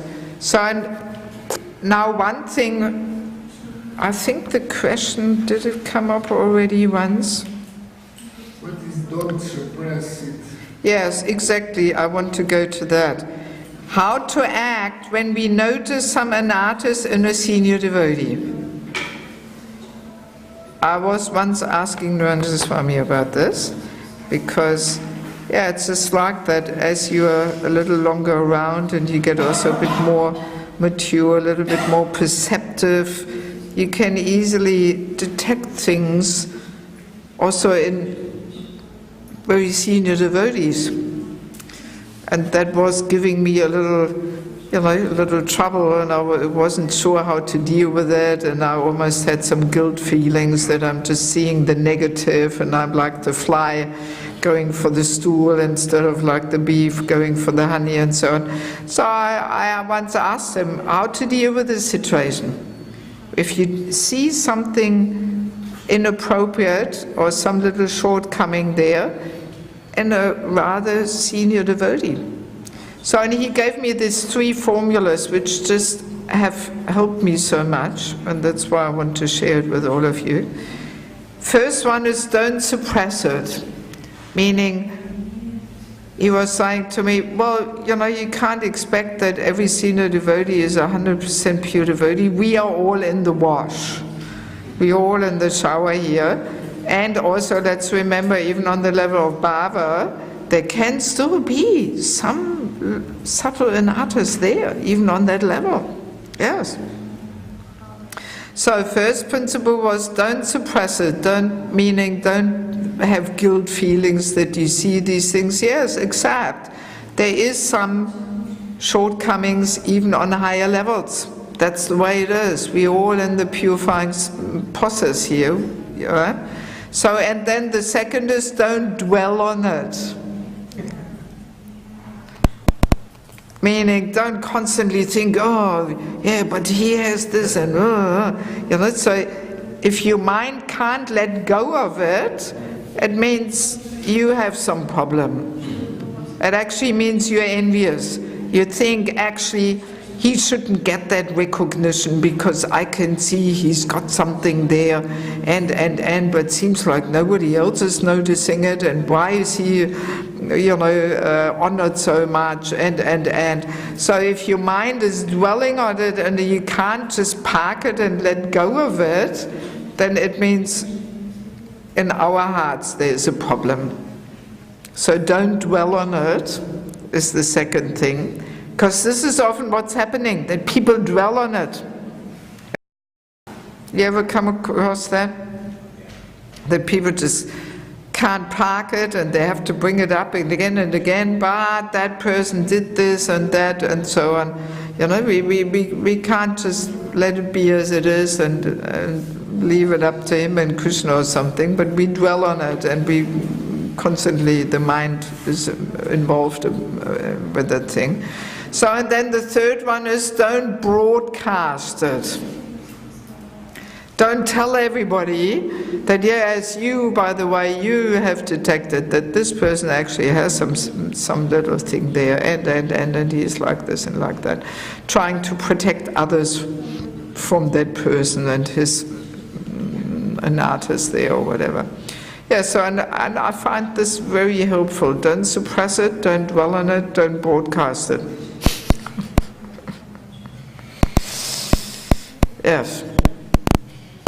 And people love to broadcast, my God, over Facebook, internet. Whole world knows about it, and yeah, this is just magnifying negativity even more, right? It doesn't help anybody, it doesn't solve anything. It's just magnifying the negativity, like anything, increasing it, blowing it up by talking about it and churning that nectar there, that poison. Yes. Prabhupada hated that. There's at least 3 instances in the Lamata where rumors were being spread around, even though Prabhupada knew the things that were being said were true. He was very, very angry, much more at the people who were spreading information. Yes. Yes, because it's really spraying poison around, just going with a can of poison and spraying it everywhere and broadcasting and distributing it. Yes. Yeah, well, it's 5 to 6.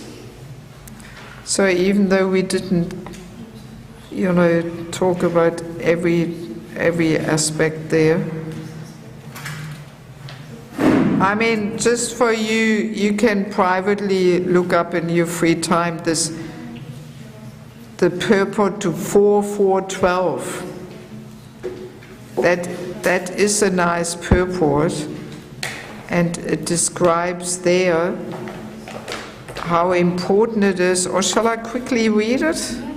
Yes? You're not burning to run off or something?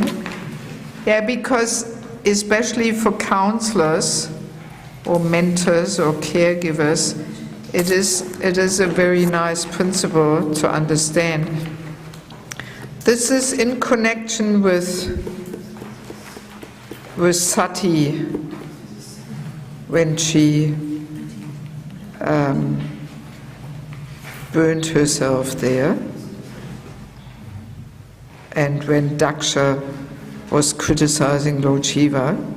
She speaks here to Daksha, basically. So, and let me see, no, it's in the purport, Prabhupada explains. Prabhupada says, there's some highly qualified persons who accept only the good qualities in others. Just as a bee is always interested in the honey and the flower and does not consider the thorns and colors, highly qualified persons who are uncommon accept only the good qualities of others, not considering their bad qualities. Whereas the common man, he can judge what are good qualities and what are bad qualities. So, we think, just knowing, oh, this is good and this is bad, we think this is so outstanding. But here Prabhupada says, well, that every common person can do that. So, and then he continues, among the uncommon good souls, who accept only the good, there are still gradations. And the best good soul, I mean, this is really Prabhupada's English, you know, the best good soul. And the best good soul is one who accepts an insignificant asset of a person and magnifies that good quality. Right? So Prabhupada basically describes 3 levels of persons. The common person can see what is a good quality, what is a bad quality. Well, that's common. So then a highly, how does he say? A highly qualified person, he accepts only the good qualities and he disregards the negative, like the bee. Doesn't worry about the thorns. But then amongst those highly qualified persons, there's even the uncommonly good soul. No, hang on, among the uncommonly good souls, there are still gradations. And the best good soul, so amongst those uncommon souls, there are the best good souls. And he's the one who takes an insignificant asset of a person and he fans the spark, he magnifies that good quality. And that's actually really what we have to learn if we want to serve as a counselor, as a mentor. That we see the tiniest little asset there, the tiniest tendency and attraction for devotional life, and we fan that. You know, so that the spark really turns into a blazing fire, and that blazing fire burns up all the other negative things anyway. Right? So that's why I didn't so much agree with Gopal Prabhu's comment saying, oh, if a person doesn't want to be corrected, then he's not qualified to be a counselee or something. No, expert counselor, he will overlook those thorns of not wanting to be corrected or something, even though we did establish that a sheltering relationship is a relationship where we want to be corrected. But that is a quite advanced level. You know, we start off in a much more unqualified level and we have to get there. So it will take time. So the mentor or counselor, he has to have that ability, even though there's so many thorns, he has a big ego, he doesn't want to accept, and. But there must be some little good asset there that can be fanned and encouraged. And that really requires non-enviousness. Completely. And I mean, Srila Prabhupada himself, he's just the perfect example of this. Seeing the tiniest inclination and the tiniest attraction to Krishna consciousness, and he just focused on that and fans and encourages. Huh? Encourage and build up the faith. Yes, yes.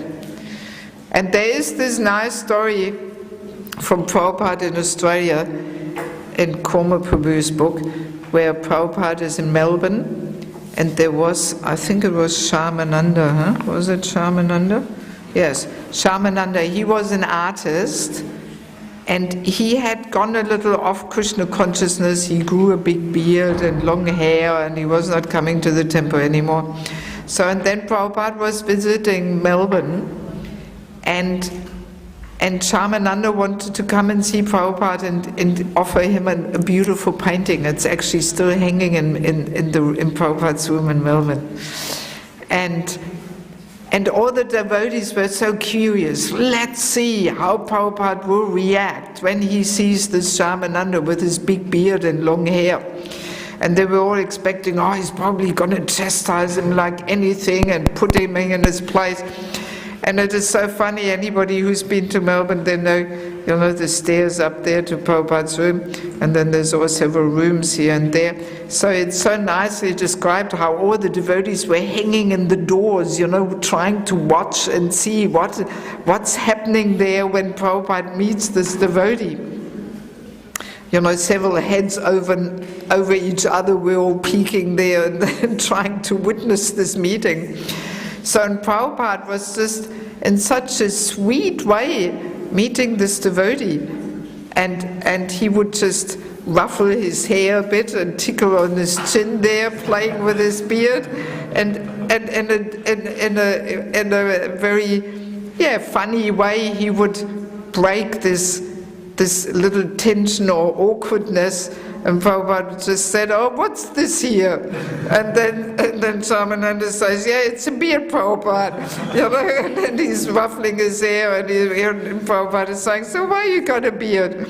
And then he's saying, "Well, because I can only preach to people when I'm like them. That's why I'm growing a beard." And Prabhupada didn't say anything, and then Shamananda just laughed and said, "Actually, Prabhupada, I don't even know why I've got this beard." But then Prabhupada just marveled at this beautiful painting, and he looked at it with, loving feelings and saying, "Oh, this is so beautiful. And this painting I want to see first thing when I open my eyes in the morning, and I want to see this last before I take rest. And let's hang it here on the wall next to my bed so I see it." And Shamananda was so encouraged, putting up this painting there, and Shamananda felt so encouraged, And then Prabhupada makes this amazing statement. He says to him, "You can paint, I cannot paint. I can write, you cannot write. So let's work together." Yeah. Very sweet, yes. And Shamananda was flying, He was, "Oh, Prabhupada accepted my gift. He liked it so much." And all the devotees were completely in shock. They couldn't believe it. They were expecting that Prabhupada would really, chastise him and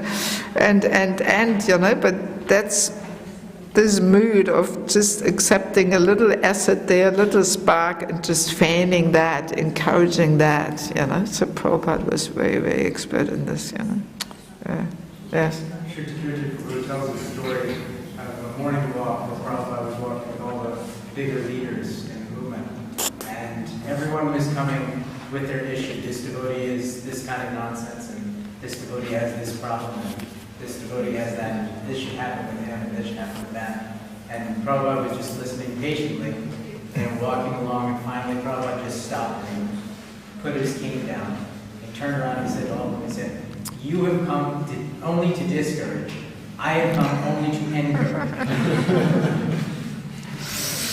And then everyone was, completely silent. And when we couldn't hear a pin drop, he said it again.